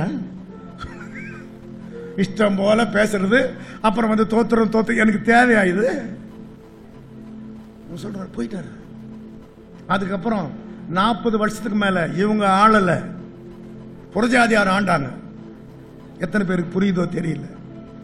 நம்ம இப்ப ஆளுகை இல்லாம இருக்கணும். இனிமேல் ஆகிலும் நான் கூப்பிடுவேன். எத்தனை பேருக்கு புரியுதோ தெரியலையே. நெருக்கத்திலே நீ கூப்பிட்டாய், நான் உன்னை, இடி முழக்கம் உண்டாகும் மறைவிடத்தில் இருந்து உனக்கு உத்தரவு அருளினே. அப்போ அங்கிருந்து மோசே மூலமா நான் பேசலையா? என் ஜனமே கேள், நான் சாட்சிட்டு சொல்லுவேன். வாக்குவாதம் பண்ணக்கூடாது. தோத்திரம் பண்ற வாயில ஆத்திரம் வந்தாலும் ஒரே நாள்ல சரியாயிடணும். ஆண்டவர் சொல்றாரு, சண்டை போட்டுறது தப்பு இல்ல, கோபப்படுறது தப்பு இல்ல. சூரியன் எப்படி மறைஞ்சிருதோ அது மாதிரி கோபம் மறையலன்னா பாவமாயிடும். கோபம் வரலாம், சண்டை வரலாம், அன்னைக்கே சரியா போயிடணும். இங்க நமக்கு சண்டை வந்தா 1.5 மாசம் கண்டினியூ ஆகுது. நான் சொல்ல புரியுது உங்களுக்கு? அவர் போயிடுவாரு. எத்தனை பேருக்கு புரியுதோ தெரியலையே. அவ்வளவுதான். சூரியன் எப்படி உதிக்குது, குதிக்கிற மாதிரி, அது எப்படி அஸ்தமிக்குதோ அப்படி உங்க கோபம் தணிஞ்சிடணும்ன்றார். இப்ப யாரெல்லாம் கோபக்காரன்னு உங்க முகத்தை பார்த்தா தெரியவே தெரியாது. அதுவும் எங்க சகோதரிங்க முக்காடு போட்டிருக்கிறதுனால ரொம்ப சாந்தமா தெரியும். என்ன சாந்தமான முகம். அல்லேலூயா சொல்லுங்களேன். அங்க யாரோ சொல்றாரு, என்ன கேளுங்கன்றாரு. இப்ப உங்களை பத்தி உங்க அப்பா கிட்டே கேட்க போறேன். ஏன் ஜனங்க மாதிரி சாந்தமானவங்க மதுரை பட்டணம் முழுக்க கிடையாதுன்னு அவர் சொல்லிட்டோம். நான் இன்னைக்கே சன்னியாசம் போயிருந்தேன். நெருக்கத்திலே நீ கூப்பிட்டாய், நான் உன்னை, இடி முழக்கம் உண்டாகும் மறைவிடத்தில் இருந்து உனக்கு, மேரிமாவின் தண்ணீர்கள் இடத்தில் உன்னை சோதித்து அறிந்தேன். அதனால இந்த கோபம், வாக்குவாதம், சண்டை இருந்தா சொல்லுங்க, நான் அங்க இருக்க மாட்டேன்ட்டார். அப்ப இன்னைக்கு வீட்டுக்கு போயிட்டு அடுத்த 6 நாளும் உங்களை ஒப்பு கொடுத்து ஜெபம் பண்ணுங்க. இந்த தோத்திரம் பண்ற வாயிலேயே ஆத்திரப்பட்டு அப்புறம் இது எப்படி யூதா கோத்திரம் ஆயிரும்? இது என்ன கோத்திரம்? இதுக்கு என்ன சூத்திரம்? ஒரே வாரம் தான் எனக்கு ஆண்டவர் சொன்னது. ஒரே வாரத்தில் உலகத்தையே நான் அழகுபடுத்தினேன். அல்லேலூயா சொல்லுங்களேன். ஒரே வாரத்தில் உலகத்தையே அழகுபடுத்தினேன். ஒழுங்கின்மையும் வெறுமையும் நான் மாத்திட்டேன். அல்லேலூயா சொல்லுங்களேன். அப்போ உன் உலகத்தை நான் அழகுபடுத்த எனக்கு 6 நாள் போதாதான்னு கேட்டார். அப்போ ஒழுங்கின்மை அப்படின்னா என்னன்னா, நீங்க 2 பேரும் ஒற்றுமையா இருந்தா அதுக்கு பேர் ஒழுங்கு. சும்மா சண்டை போட்டு, நான் சொல்றது புரியுதா இல்லையா சொல்லுங்க. என்ன வந்தாலும் ஒற்றுமை. ஒரு ஆளு வீட்டுக்குள்ள வந்தா பைபிள் படிச்சிருந்தா அந்த அம்மா, யாரு கொண்டாந்து உன் கையில பைபிளை கொடுத்தாங்கன்னு கேட்டானா. தெருவில் சத்தம் கேட்டது, போய் வசனம் கேட்டேன், பைபிள் கொடுத்தாங்க. உடனே தூக்கி வெளியே போட்டு கொண்டுடுவேனாராம். அவர் வெளியே போனோன்னு போய் அந்த பைபிளை கொண்டாந்து வச்சுக்கிட்டான். அந்த அம்மா மெய் மறந்து படிச்சுக்கிட்டு இருக்கான். அவன் திரும்ப வந்தானா, எவ்வளவு சொன்னாலும் காலிலேயே மிதிக்கிறானா. தூக்கி 2ஆ கிழிச்சு போட்டுட்டு போயிட்டான் வேலைக்கு. 2 நாள் பொறுத்து வந்து பார்த்தா அந்த பைபிளை அழகா ஒட்டி பைண்ட் பண்ணி வச்சு சொல்லுங்க படிச்சுக்கிட்டு இருக்கான். எப்படி இருக்கும்? அவ்வளவுதான். சுக்குநூறா கிழிச்சு போட்டுட்டு வீட்டுக்கு வெளியே வச்சு கதவு போட்டுட்டானா உள்ள. ராத்திரி முழுக்க உட்கார்ந்துருக்கான் வெளியே. இந்த மாதிரி கொடுமை எல்லாம் உங்களுக்கு நிகழ்ந்தது இல்லைல்ல சொல்லுங்க. ராத்திரி முழுக்க பொழுது விடிஞ்ச உடனே ஐயோ ராத்திரி இந்த பிள்ளைய நம்ம வெளியே விட்டுமோன்னு கதவை திறந்து பார்த்தா அது முழங்கால் போட்டுட்டு, எங்க டீ போட்டுமான்னு கேட்டுச்சான். இப்ப சொல்லுங்க நடந்தது என்னன்னா, ஒரே வாரத்தில் அவன் பைபிள் வாங்கிட்டு வீட்டுக்கு வந்தான. இது உண்மை சம்பவம்னு இருக்கு. இப்ப சொல்லுங்க, மாசா மேரிபா இருக்கக்கூடாது. என் ஜனமே, இந்த ஒழுங்கின்மை இருக்கக்கூடாது, வெறுமை இருக்கக்கூடாது. அங்க சொல்லுங்க, வெறுமைன்னா ஒரு சைலண்ட். நமக்கு தான் சின்ன திரை, அப்புறம் முன்னால போனா வண்ணத்திரை, அப்புறம் நித்திரை, அப்புறம் தோத்திரத்தில் கத்தரை. வெறுமை இருக்கக்கூடாது நம்ம வீட்டில். இப்போ நான் எங்கள் வீட்டுக்கு போனால் east or west, home is best. Hallelujah சொல்லுங்களேன். ஆமா, ஐயோ என்ன கர்த்தர் தங்க வச்சிருக்காரு, என்னை சுகமா தங்க வைக்கிறாரு அப்படின்னு எவ்வளவு பாடுறேன், ஜெபம் பண்றேன். ஒரு தீர்மானத்துக்கு ஒழுங்கின்மை வெறுமை மறந்தா 6 நாள்ல சரி பண்ணாரு. எப்படி பண்ணாருன்னா, சாயங்காலமும் விடியற்காலமும் சேர்ந்து 1 நாள் ஆச்சா, சாயங்காலமும் விடியற்காலமும் சேர்ந்து 2 நாள் ஆச்சா. சொல்லுங்க நீங்க. சாயங்காலமும் சாயங்காலம் அப்ப சாயங்காலம் ஒரு ஜெபம், விடியும் போது ஒரு ஜெபம் பண்ணா. சொல்லுங்க. சாயங்காலம் ஒரு ஜெபம், விடியும் போது ஒரு ஜெபம். எத்தனை பேருக்கு பிடிச்சது? நமக்கு சாயங்காலமும் ஒரு ஜெபம் கிடையாது, விடியற் கால ஜெபமும் கிடையாது, 1ஆம் தேதி ஜெபம் வச்சா ஆளே கிடையாது. இதுக்கு மோட்டார் சைக்கிள் ஒரு கேடு, சொல்லுங்க 10, 20, 30,000 ஆட்டோ ஒரு கேடு. ஆண்டவர் சொல்றத படிக்கலாமா? 81ஆம் சங்கீதம் 3ஆம் வசனம். மாத பிறப்பிலும் நியமித்த காலத்திலும் நம்முடைய பண்டிகை நாட்களிலும் இஸ்ரவேலுக்கு இது பிரமாணமும் யாக்கோபின் தேவன் விதித்த நியாயமா இருக்குது. அப்ப மாத இது வந்து நியாயம், இது என் பிரமாணம், என் பிள்ளைங்க இதை கை கொள்றது இல்லையேன்றார். நான் சொல்றது புரியுதா உங்களுக்கு? இந்த 1ஆம் தேதி செக் பண்ணுவோம். ஹலோ, 1ஆம் தேதி செக் பண்ணுவோம். அப்போ மாத பிறப்பை பற்றி அறிவு இல்லை. ஒழுங்குன்னா சாயங்காலம் விடியற்காலம், சாயங்காலம் ஒரு ஜெபம், சாயங்காலம் அப்படின்னாலே நீங்க படுக்கல சாயிற காலம் ஒரு சின்ன ஜெபம். ஆண்டவரே சொல்லுங்க, விடிச்சா கட்டாயம் விடியும், அது ஒரு ஜெபம். இப்படி சாயங்காலம் விடியற்காலம் காயணும்னா ஒழுங்கும் சரி வந்துடும், வெறுமை இருக்காது. அப்ப மாத பிறப்புன்னா அந்த வாக்கு தத்துவத்துக்கு ஓடி வரணும்ல. அல்லேலூயா சொல்லுங்களேன். நான் உங்களுக்கு பொறாமைக்காக சொல்றேன். ஊட்டிக்கு நான் போயிருந்தேன். போனா 365 நாள் காலையில ஜெபம். 5 மணிக்கு போனா எல்லாம் நெடுமுழங்கால் இருக்கிறாங்க. 5 மணிக்கு பனி பெய்யுது, ட்ரிஸ்லிங் இருக்குது, எல்லாம் நெடுமுழங்கால் இருக்கிறாங்க. அவர் சொல்றாரு, நாம 1/2 மணி நேரம் நெடுமுழங்கால் நிக்கணும். யாரா இருந்தாலும் சொல்லுங்க, ஒழுங்கா முழங்கால் போட்டுக்கிட்டாரு. நான் செய்தியாளன், நானும் போய் முழங்கால் போட்டுக்கிட்டேன். சொல்லுங்க. அவர் சொல்றாரு, 365 நாளும் ஐயா எங்க ஜனங்க பனியோ மழையோ வந்து முழங்கால் போடுறாங்கன்றார். நான் சொல்ல உண்மை. இப்போ உங்களை 365 நாளுமா வர சொல்லி கேட்டாங்க. மாத பிறப்பை கொண்டாடுறது இல்லையே நம்ம. சொல்லுங்க. நான் திரும்ப உங்க பாஸ்டர் பார்க்கிறேன், இன்னொரு முறை சொல்லுங்கன்றாரு. நான் சொல்றது புரியுதா உங்களுக்கு? ஆண்டவர் இந்த மாத பிறப்புல தான் ஆஸ்வதிக்கிறான்றதுக்கு உபாகமம் 1ஆம் அதிகாரம் 4ஆம் வசனத்தை பாருங்க. உபாகமம் 40ஆம் வருஷம் 11ஆம் மாதம் 1000 மடங்குன்னு வருதா இல்லையா? அந்த அதிகாரத்தில் 1000 மடங்குன்னு வருது. பார்க்கணும் 1000 மடங்கு. அல்லேலூயா. அப்ப 11ஆம் மாதம் 1ஆம் தேதியில 1000 மடங்கு அப்படின்னு 40 வருஷம் மோசே ஊழியம் செய்து சொல்றாரு. அல்லேலூயா சொல்லுங்களேன். 40 வருஷம் ஊழியம் செய்து சொல்றாரு, 1000 மடங்கு உங்களை ஆஸ்வதிப்பேன். பரலோகத்துக்கு போறதுக்கு ரெடியா இருக்கிறவங்க எல்லாம் எழும்புங்க. அப்ப நான் எல்லாரும் எழும்பிட்டாங்களா? ஒரு ஆள் தூங்கிட்டு இருக்கேன். பரலோகத்துக்கு போறவங்க எல்லாம் எழும்பிட்டீங்க, உட்காருங்க. இப்ப நரகத்துக்கு போற ஆள் எழும்பிட்டோன்னு உடனே தூங்கினார் பாருங்க. அவர் எழுந்து கை கட்டி நிக்கிறாராம். எல்லாரும் எழும்பிட்டாங்களே, நம்ம எழும்பலையேன்னு எழுந்து கை கட்டி நிக்கிறாராம். இவர் கேட்கிறாரா, சகோதரா நீ எங்கே போவதற்காக நிற்கிறாய் அப்படின்னு கேட்டாரா. அவன் சொன்னானா, ஐயா நம்ம 2 பேர் தான் நிக்கிறோம், 2 பேரும் ஒன்னா போலாம். நானா தூங்குறது எவ்வளவு டேஞ்சர்னு புரியுதா உங்களுக்கு? நெருக்கத்திலே நீ கூப்பிட்டாய், நான் உன்னை தப்புவித்தேன். இடி முழக்கம் உண்டாகும் மறைவிடத்தில் இருந்து உனக்கு உத்தரவு அருளினே. மேரிபாவின் தண்ணீர்கள் இடத்தில் உன்னை சோதித்து அறிந்தே. என் ஜனமே கேள், உனக்கு சாட்சியிட்டு சொல்லுவேன். அப்ப மாத பிறப்பை பத்தியும் நினைப்பில்லை, நாளை பற்றியும் உனக்கு சாயங்காலம் விடியற்காலம், சாயங்காலம் விடியற்காலம். அப்ப ஜெபம் பண்ணா சாயங்காலம் ஒரு ஜெபம், விடியற் காலம் ஒரு ஜெபம் பண்ணுங்க, ஜெபத்தை கேட்டுருவார். எத்தனை பேருக்கு புரியுது? பண்டிகைன்னா 3 நாள்.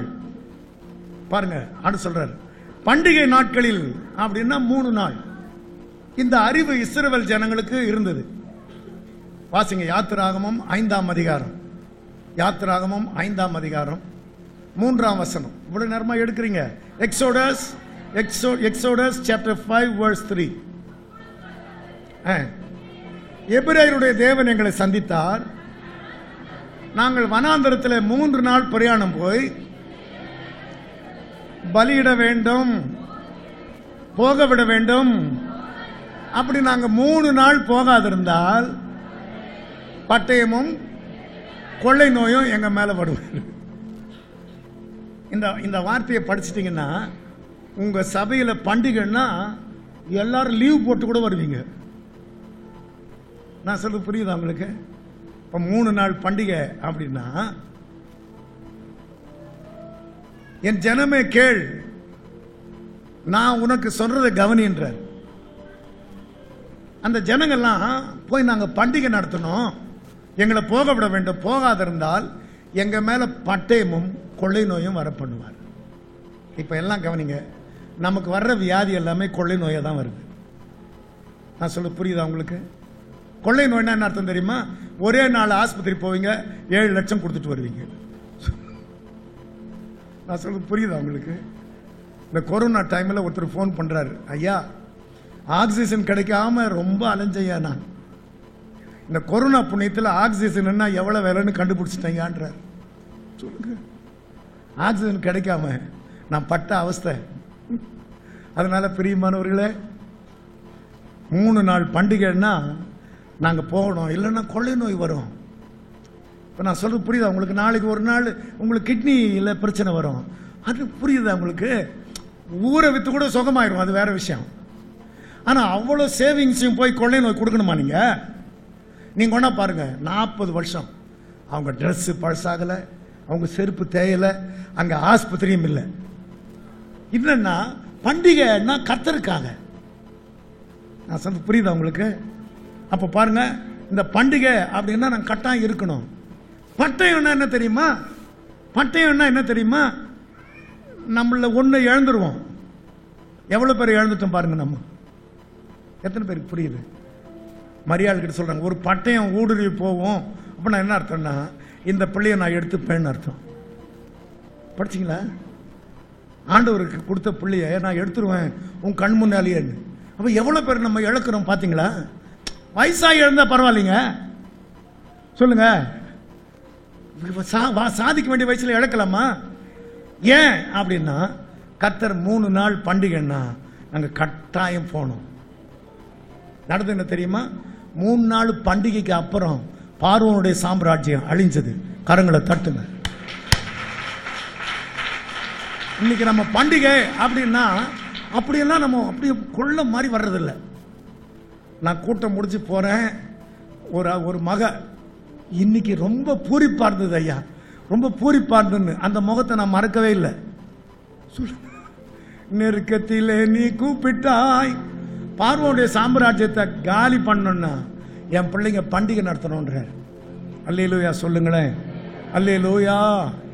நான் ஒரு 7 நாள் பண்டிகை வைக்கணும் அப்படின்னு படிச்சுட்டேன். வருஷங்களின் நடுவில் கூடார பண்டிகை. அப்ப யூதருடைய பண்டிகை வந்தது, இயேசுவும் அந்த பண்டிகைக்கு போனார் அப்படின்னு படிச்சேன். பண்டிகையில பிரதான நாள்ல எல்லாருக்கும் முன்னால வந்து ஒருத்தன் தாகமா இருந்தா இப்ப வரட்டும்னு சொன்னார் என்றார் யோவான். அப்ப பண்டிகைன்னா கர்த்தரே வந்துடுறாருல்ல. அல்லேலூயா சொல்லுங்களேன். உன்னை எங்க ஊர்ல அரியலூர்ல 7 நாள் பண்டிகை வச்சுட்டேன். என் மூத்த மருமகன் ஒரு பாஸ்டர், ஐயா 3 நாள் கூட்டம்னாலே ஜனங்க வரமாட்டாங்க, நீங்க 7 நாள் கூட்டம் வச்சிருக்கீங்களே எப்படி வருவாங்கன்னாரு. நான் சொன்னேன், வருஷங்களின் நடுவில் அவங்க கூடார பண்டிகை வச்சாங்க, கரெக்டா 7ஆம் மாதம் 15ஆம் தேதியில இருக்குது, அதனால ஒரு 7 நாள் நடத்திடுவோம் பாஸ்டர். 7 நாளுக்கு கூட்டமெல்லாம் ரெடி ஆகிட்டோம். கிரவுண்டுக்கு அட்வான்ஸ் கொடுத்துட்டேன், லாட்ஜ் புக் பண்ணிட்டேன், செய்தியாளர்கள்லாம் கூப்பிட்டுட்டேன். அந்த வாரம் 10 நாள் இருக்கும்போது தூத்துக்குடியில் நான் பிரசங்கம் பண்ண போயிட்டேன். ராத்திரி 11:30 மணிக்கு என் மூத்த மருமகன் ஃபோன் பண்றாரு, ஐயா எங்க இருக்கிறீங்க நீங்கன்னாரு. குரல்ல கொஞ்சம் கொஞ்சம் ரோஷம் தெரியுது. 10 நாள் தான் இருக்கு. நீங்க பாட்டுக்கு தூத்துக்குடியில் போய் சாத்துக்குடி ஜூஸ் குடிச்சா எங்களுக்கு என்ன பிரயோஜனம்? மருமகன் அப்புறம் நீங்க வராம நான் ஒன்றும் செய்ய முடியாது அவர் சொல்றாரு. அவ்வளோதான். அப்புறம் அவர் ஜெபம் வச்ச உடனே செல்லு வச்ச உடனே முழங்கால் போட்டு நீங்க வராம நானும் ஒன்றும் செய்ய முடியாது. நீங்க வராம நாங்க ஒன்றும் செய்ய இயலாது. நீங்க பேசாம காரியம் ஒன்றும் வாய்க்காது. அந்த வார்த்தையை வச்சு நல்ல முழங்கால் போட்டு நகரம் நரகமாய் மாறக்கூடாது, குடிகள் தத்தளிப்பில் இருக்கக்கூடாது, பட்டயம் கொள்ளை நோய் தொடரக்கூடாது, திறப்பில் நிற்க நாங்க தயங்க கூடாது.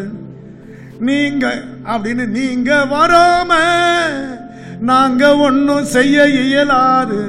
அந்த வார்த்தையை பாடி பாடி பாடி மீட்டிங் போயிட்டேன். கூட்டம் முதல் நாள் துவங்குறோம். எங்களுக்கு தெரியும் எங்க ஊர்ல நாற்காலிங்க நிறைய இருக்குது, ஆளுங்க குறைவா இருக்கிறாங்க. என் மருமகன் என்ன முறைக்கிறாரு, ஐயா முதல் நாளே சேர் தான் காலியா இருக்கு. அப்போ ஆண்டவர் சொல்றாரு, யார் வரலன்னா நான் வந்துட்டேன்றார். எத்தனை பேருக்கு புரியுது? யார் வரலன்னா என்ன, நான் வந்துட்டேன்னாரு. பார்த்தா மழை வந்துருச்சுங்க. மழை வந்துட்டு ஒண்ணு மைக்கு அவர்கிட்ட கொடுத்துட்டு நான் ஸ்டேஜ் பின்னால போய் நீங்க வராம நாங்க ஒன்னும் செய்ய இயலாதுன்னு ஒரு முறை தாங்க பாடினேன். மழை நின்று போச்சு. 2வது நாள் கூட்டம் நல்லா நடந்தது, ஒரு 200 பேர். 3வது நாள் மறுபடியும் துவங்குறோம், மழை வந்துருச்சுங்க. இப்ப என் மாப்பிள்ளை என்ன முறைச்சு பாக்குறாரு. இப்ப ஐயா எழுந்து பின்னால போறாரு பாருங்கன்னு. பின்னால போய் நீங்க வராம நாங்க ஒன்னும் செய்ய இயலாது, நீங்க பேசாம காரியம் ஒன்றும் வாய்க்காது. மழை நின்று போச்சு. 4வது நாள் மீட்டிங் நல்லா நடக்குது. 5வது நாள் மழை. 6வது நாள் நல்லா நடக்குது. 7வது நாள் மழை.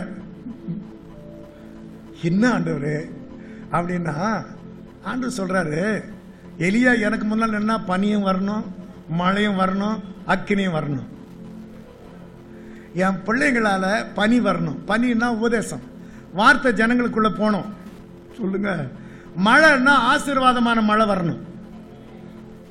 அக்கினின்னா உங்க மூலமா சொல்லுங்க காட்டை எரிக்கிற அக்கினி வரணும். அல்லேலூயா சொல்லுங்க. இப்ப 7ஆம் நாள் எனக்கு பொல்லாத காலம். சவுண்ட் சிஸ்டத்தை எடுக்கிறதுக்கு 8 மணிக்கே சவுண்ட் சிஸ்டங்காரர் லாரியில வந்துட்டார். 7 நாளுக்கும் சவுண்ட் சிஸ்டத்துக்கு என்ன பீஸ்னா 1,35,000 ரூபாய். 35,000 ரூபாய் தான் இருக்குதுன்றார் என் மருமகன். சவுண்ட் சிஸ்டங்காரர் வந்துட்டாருன்னு போய் கொடுத்துட்டு 1,00,000 ரூபாயை நாளைக்கு நான் போன் பண்றேன்னு சொல்லுன்ட்டேன். அவர் வந்து நின்று ஒரு கவரை வாங்கல. உங்க மாமனார ஒரு பாட்டு பாட சொல்லுங்கன்னாரு. என்ன பாட்டுன்னா, கருவில் என்ன காத்தத பார்த்தா அம்மான்னு சொல்லணும், கருவில் என்ன காத்தத பார்த்தா அம்மான்னு சொல்லணும், உன் தோளில் என்ன சுமப்பத பார்த்தா அப்பான்னு சொல்லணும், என்ன கெஞ்சுவதும் கொஞ்சுவதும் பார்த்தா அம்மான்னு சொல்லணும், என்ன ஆற்றுவதும் தேற்றுவதும் பார்த்தா அப்பான்னு சொல்லணும். அப்பா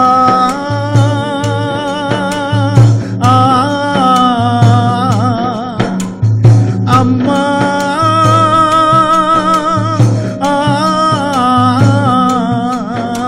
உம்மா அப்பான்னு கூப்பிடத்தான் ஆசை, அப்பான்னு கூப்பிடவா, உம்மா அம்மான்னு கூப்பிடவும் ஆசை, அம்மான்னு கூப்பிடவா. அந்த மனுஷன் அந்த பாட்டிலேயே மெய் மறந்துட்டு அந்த கவரை கொடுத்த உடனே 35,000 ரூபாய் இருக்குது அங்கிள், மீதி 1,00,000 அதை உங்க மாமனார்கிட்ட கொடுத்துருன்னு போயிட்டாரு.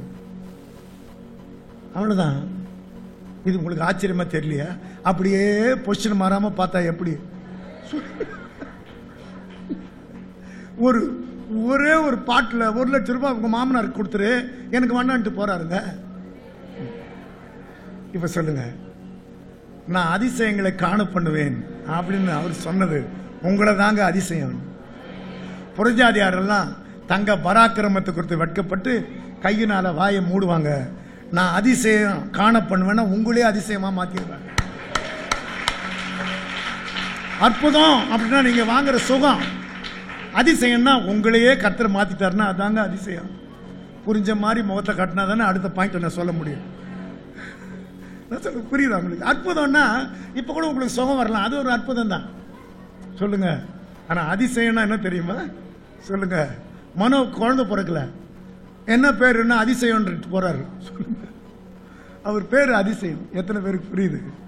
அதனால உங்களையே இந்த ஊர் அதிசயமா பார்த்தா வாய் பொத்தி கொள்ளும். எத்தனை பேருக்கு புரியுதோ தெரியலையே. சின்ன பிள்ளைகளுக்கு சொல்றேன், சின்ன பிள்ளைகளுக்கு சொல்றேன், இந்த கூட்டத்திலேயே கவலைன்னா யாருக்கு இல்லைன்னா உங்களுக்கு தான் இல்லை. எத்தனை பேருக்கு புரியுது? இந்த படிக்கிறவங்க காலேஜ் போறவங்களுக்கு தான் ஒரு கவலையும் கிடையாது. கவலையெல்லாம் அப்பா அம்மாவுக்கு. ஏன் நீங்க ஜெபம் பண்ண என்ன சொல்லுங்க? ஒரு கவலை இல்லாத நீங்க ஜெபம் பண்ணலன்னா வேற யார் ஜெபம் பண்ணுவாங்க? எத்தனை பேருக்கு புரியுதோ தெரியலையே. நான் பியூசி படிக்கும்போது ஊருக்கு வந்தேன். எங்க அப்பா இழைச்சிருந்தார், எலும்பும் தோலுமா. எங்க அம்மா அதை விட மோசமா இருந்தாங்க. என்னம்மா அண்ணன் செத்துடலான்னு நினைக்கிறேன்ப்பா. உங்க அப்பா நிறைய பேருக்கு கடன் கொடுத்தாரு, அவர் கையில் இருந்தில்ல வாங்கி வாங்கி கொடுத்தாரு. இப்போ எல்லாரும் அவர் ஏமாத்துறாங்க. அதனால விரக்தியில் அவர் பூச்சி மருந்து வாங்கி வச்சுக்கிட்டு செத்துடலாம் பறிப்பொருணும். தம்பி வீட்டுக்கு வருவான், இப்போ சின்னவன், அவன் லீவு வரைக்கும் இருந்துட்டு அப்புறம் செத்துடலான்னு சொல்றாராம். எப்படிங்க லீவு எனக்கு இருக்கும்? நேராக போய் கிணற்றடியில் உட்காந்து தேம்பி தேம்பி அழுறேன். எங்கள் அப்பா எங்கள் அம்மாவும் நல்லா இருக்கணும் ஆண்டவரே, தேம்பி தேம்பி அழுது. எங்கள் அப்பா பார்த்தாரா, நான் ஜெபம் முடிச்சுட்டு வீட்டுக்குள்ளே வந்து அவர் முழங்கால் போட்டு மருந்து பாட்டில் கையில் வச்சுக்கிட்டு, நான் சாக மாட்டேன் ஆண்டவரே, இப்போ தூக்கி போட்டுறேன் ஆண்டவரே, நான் சாக மாட்டேன். நான் பெற்ற பிள்ளைய இப்படி ஜெபம் பண்ணும்போது நான் சோர்ந்து போகலாமான்றாரு. நான் பார்க்குறேன். இப்போ சொல்லுங்க, கவலையே இல்லாது ஜெபம் பண்ணணும். இப்போ நடக்கிற கதை என்னன்னா, கவலைங்கிறது கவலையிலேயே இந்த இது மன மகிழ்ச்சி நாள். இனி வாழ்ந்து காட்ட வேணா இன்னைக்கே ஒரு வித்தியாசம் காட்டு. நெருக்கத்தில் நீ கூப்பிட்டாய், இடி முழக்கம் உண்டாகும் மறைவிடத்திலிருந்து நான் உனக்கு உத்தரவார் இல்லைனே. இடி முழக்கம் உண்டாகும் மறைவிடத்திலிருந்து 5 புஸ்தகத்தை கர்த்தர் பேசுறாரு. அல்லேலூயா சொல்லுங்களேன். ஆதியாகமம், யாத்திராகமம். எனக்கு எப்படி கேட்டுச்சு தெரியுமா? ஆதியாகமம், யாத்திராகமம், லேவியராகமம், என்னாகமோ ஏதாகமோன்னு கேட்டுச்சு. அப்ப தெளிவா சொல்லலாம்ல. சரி, 1 2 3.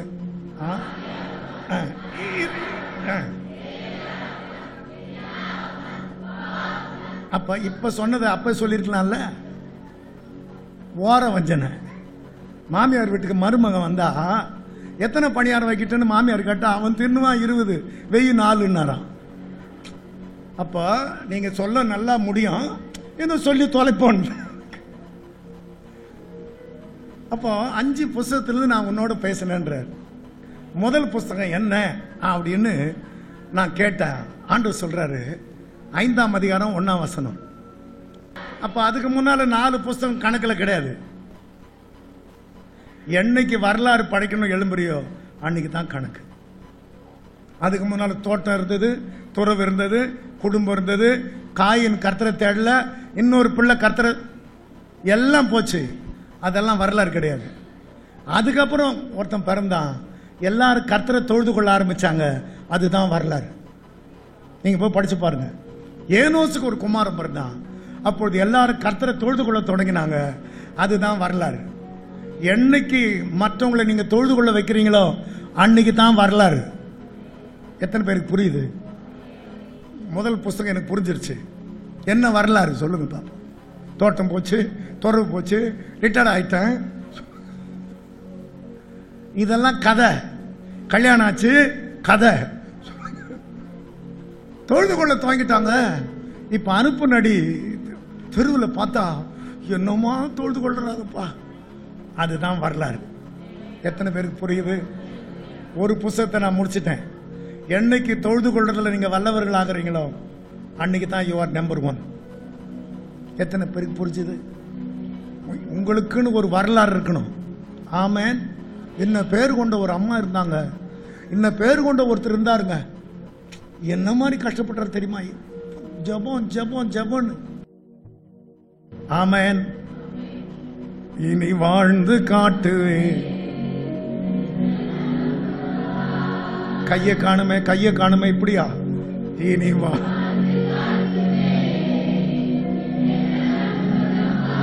அப்பா, அவங்க கையை உயர்த்துங்கப்பா, அவங்க கையை உயர்த்துங்க ஆண்டவரே. உன் பிள்ளைங்க உயர்ந்துகிட்டே இருக்கட்டும் ஆண்டவரே, உயர்ந்துகிட்டே இருக்கட்டும். இனி வாழ்ந்து காட்டுவேன் அப்பா, அப்பா, அப்பா, ஏசப்பா, இனி வாழ்ந்து காட்டுவேன். வீட்டுக்கு போய் சேர் போட்டுட்டு இப்படி சொல்லி பாருங்க, உன்னை உயர்ந்திருக்கும்படி பண்ணுவேன், யாக்கோபின் சுதந்திரத்தினால் உன்னை போஷிப்பேன். கர்த்தருடைய வாயிலை சொல்லிட்டு உங்களை உயர்த்திக்கிட்டே இருக்கணும். நீங்க தாழ்ந்து போயிடக்கூடாது. நீ வரலாறு படைக்க பிறந்தவன், பிறந்தவள் ஞாபகம் இருக்கணும். எத்தனை பேருக்கு புரியுதோ தெரியலையே. யாத்திராகமம் 1ஆம் அதிகாரம் 1ஆம் வசனம். யாத்திராகமம் 1ஆம் அதிகாரம். எகிப்துக்கு போன இஸ்ரவேலுடைய குமாரனின் நாமங்களாவன ரூபன், ரூபன், சிமியோன். போதும். இப்ப ஆண்டவர் 2வது என்கிட்ட என்ன பேசினாருன்னா, நீ யாத்திரை பண்ணிக்கிட்டு இருக்கிற, திஸ் லைஃப் இஸ் யாத்திரை அப்படின்றாரு. யூ ஆர் a sojourner சொல்றாரு. வெளியே இருந்தா நீ மண்ணு, இங்க வந்தா கல்லு. நான் சொல்ல புரியுதா உங்களுக்கு? கையில பைபிள் எடுத்தா வெள்ளி, வெள்ளிய நீ கையில எடுத்தாதான் பொண்ணு. அந்த பொன்னான ராஜ்யத்துக்கு போறதுக்கு நீ யாத்திரை பண்ணிட்டு இருக்கிற, மறந்துடாதுன்னு. உலகத்தில் இல்லைல்ல, நம்ம அந்த மண்ணான உலகத்திலிருந்து கல்லான உலகத்துக்கு கொண்டு வந்து நம்ம கையில வெள்ளி உலகத்தை கொடுத்து, சுத்த வெள்ளி மண் குகையில 7 விசை புடமிடப்பட்ட சுத்த வெள்ளி. இங்கிருந்து அப்போ பரலோகத்துக்கு போறதுக்கு நடக்கிற ஒத்திகை தான் ஆராதனை. எத்தனை பேருக்கு புரியுது? தெருவில் ஒரு பைத்தியக்காரன் நடுவில் நடந்து போறான். ராஜா ரதத்தில் வர்றான், அந்த ஊர் ராஜா ரதத்தில் வர்றான். அப்போ 2 எஸ்காட்டுகளை அனுப்பி அந்த பைத்தியக்காரன் நடு ரோட்டில் போறான் பாரு. போய் சொல்லுங்கடா அந்த பைத்தியத்துக்கு, ரோட்டை அடிச்சிட்டு போகுதுன்னு. இவங்க முன்னால போய், பைத்தியக்காரா ஓரமா போற, ராஜா வர்றாருல, இந்த பாரு பைத்தியக்காரன். அவனுக்கு கோவம் வந்துருச்சு. யார் பைத்தியக்காரன்? அந்த ரதத்தில் உட்காந்துருக்கான அவன் பைத்தியக்காரன். நீங்கெல்லாம் பைத்தியக்காரங்க, என்ன பார்த்தா பைத்தியம் மாதிரி தெரியுதா? எனக்கு வழி தெரிஞ்சது, பாதையும் தெரிஞ்சது, மகாராஜாவின் நகரம் தெரிஞ்சது, வட திசையும் தெரிஞ்சது. அதை நோக்கி நான் போயிட்டு இருக்கிறேன். வடக்கு திசையும் தெரியல, வழியும் தெரியல, பாதையும் தெரியல. நான் பைத்தியக்காரனா? அதோ சேர் அங்கே உட்காந்துருக்கான் பாருங்க ரதத்தில், அவன் பைத்தியக்காரன், நீங்கெல்லாம் பைத்தியக்காரன். ராஜா அமைதியாயிட்டு, டேய் வாங்கடா. அவன் சொல்றது புரியுதாடா உங்களுக்கு? அவன் பார்த்தா பைத்தியக்காரன்டா, நம்ம தாத்தாவுக்கே வைத்தியம் பார்ப்பான்டான்னா. என்னன்னா வழி கிடைச்சிருச்சு அவனுக்கு. வழின்னா இயேசு, பாதைன்னா பரிசுத்த பாதை, வட திசைன்னா மகாராஜாவின் நகரம். அந்த வழியை நான் போறேன், என்ன பார்த்து பைத்தியக்காரன் சொல்லணும். அவனுக்கு புரிஞ்சிருச்சு. உங்களுக்கு புரிய வைக்கிறதுக்குள்ள நான் சொல்றது புரியுதா உங்களுக்கு? நீ யாத்திரை பண்ணிக்கிட்டு இருக்கிற, சொல்லுங்க, அதுல பேர் வர வேண்டாமா? அவர் சொல்ற பாருங்க, யாத்திரை பண்றாங்க, பேர் வர்ற மாதிரி இல்லையே. அப்போ யாத்திரை பண்ணும்போது உங்க பேரு வரணும். அல்லேலூயா சொல்லுங்களேன், அல்லேலூயா. நான் அரியலூருக்கு முதல் முறையா ஊழியத்துக்கு போகும்போது, பிரேம்குமார் அப்படின்ற ஒரு வீட்டுக்கு போங்க, அவர் உங்க சர்ச்சுக்கு கூட்டு முதல் முறையா ஃபர்ஸ்ட் டே 1987ஆம் வருஷம் போன. அந்த வீடு பூட்டி இருக்கு. உடனே உட்காந்து யோசிக்கிறேன், ஜார்ஜ் பிரேம்குமார் இல்லையே அப்படின்னா. அந்த தெருவில் இருக்கிறவங்க சொல்றாங்க, சார் இன்னைக்கு அவங்க சர்ச்சில் இருப்பாங்க சார், இன்னைக்கு அவங்க சர்ச்சில் இருப்பாங்க சார். இப்போ மணி என்ன? 9 அவங்க 8 மணிக்கே போயிட்டு இருப்பாங்களேன்றாங்க. இப்போ நான் எப்படி போகிறதுன்னு யோசிச்சுக்கிறேன். ஒரு அம்மா சொல்கிறாங்க, நேராக போங்க, விளாங்கார தெருன்னு கேளுங்க, அங்கே பாட்டு சத்தம் ரொம்ப கேட்கும், அதுதான் அவங்க இருக்கிற இடம். இதுக்கு மேலே என்னங்க தெருன்னு அந்த ஊருக்கு சொல்லுங்க. நீங்களும் நானும் ஒரு தெருவில் குடியிருக்கிறோம், ஒருத்தருக்கும் தெரியும். நான் சொல்றது புரியுதா உங்களுக்கு? அப்போ உங்களை பார்த்த உடனே உங்க ஊழியக்காரருக்கு ஆனந்த கண்ணீரே வருமே. நான் சொல்றது புரியுதா? என்ன மாதிரி கூட்டத்தை கத்த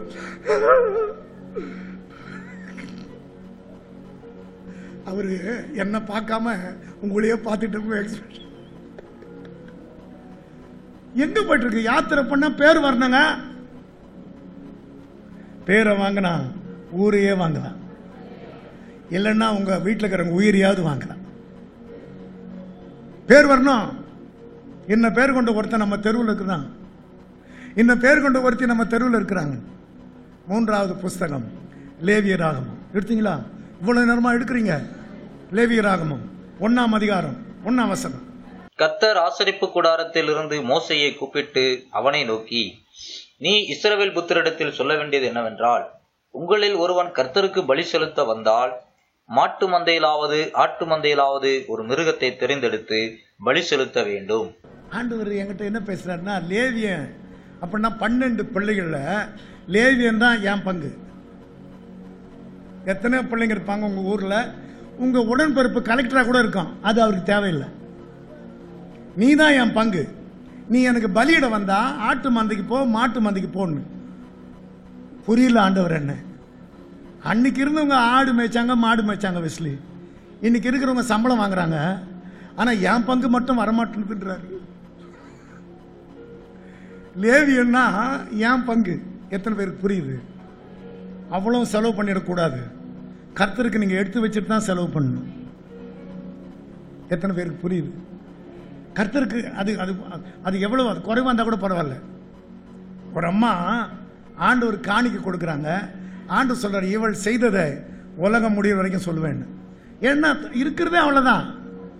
இப்ப நீங்க இன்னைக்கு புறப்பட்டு வரும்போது 500 ரூபாய் தான் இருக்குது பீரோவில். அல்லேலூயா சொல்லுங்களேன். ஆமா, காணிக்கை பெட்டியில சந்தோஷம் பொங்குது, சந்தோஷம் பொங்குதுன்னு பாட்டு சத்தம் கேட்டுச்சான். என்னன்னு பார்த்தா 500 ரூபாயெல்லாம் நாங்க பேங்க் போறோம், அதனால சந்தோஷம் பொங்குதுன்னு தான். அப்ப 100 ரூபாயெல்லாம் மகிழ்வோம் மகிழ்வோம் தினமாக மகிழ்வோம்னு படிச்சான்.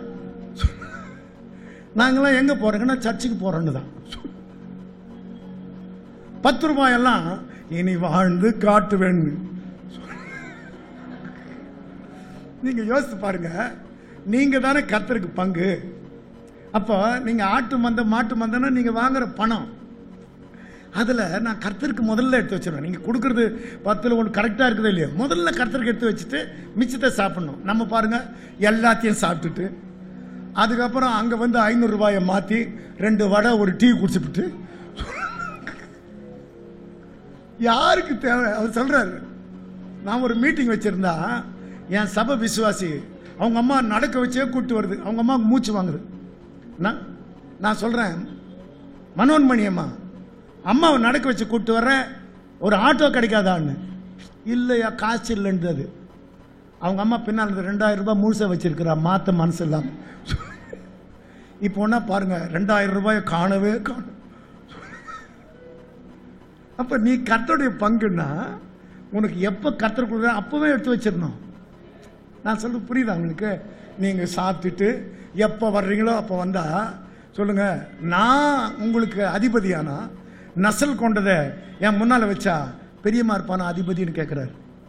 அதனால நீங்க லேவியன், உங்ககிட்ட கர்த்தர் தான் உங்க பங்கு. எது கிடைச்சாலும் உடனே எடுத்து வச்சிருங்க. எத்தனை பேருக்கு புரியுது? அதை கொண்டாந்து போடுங்க, உங்க மேல பெரியமா இருப்பார். எத்தனையோ கோடி மக்கள் இருந்தாலும் நீங்க தானே கர்த்தர் பங்கு. கர்த்தரின் பங்கு, கர்த்தர் நீரின் பங்கு என்று என் ஆத்துமா சொல்லும்.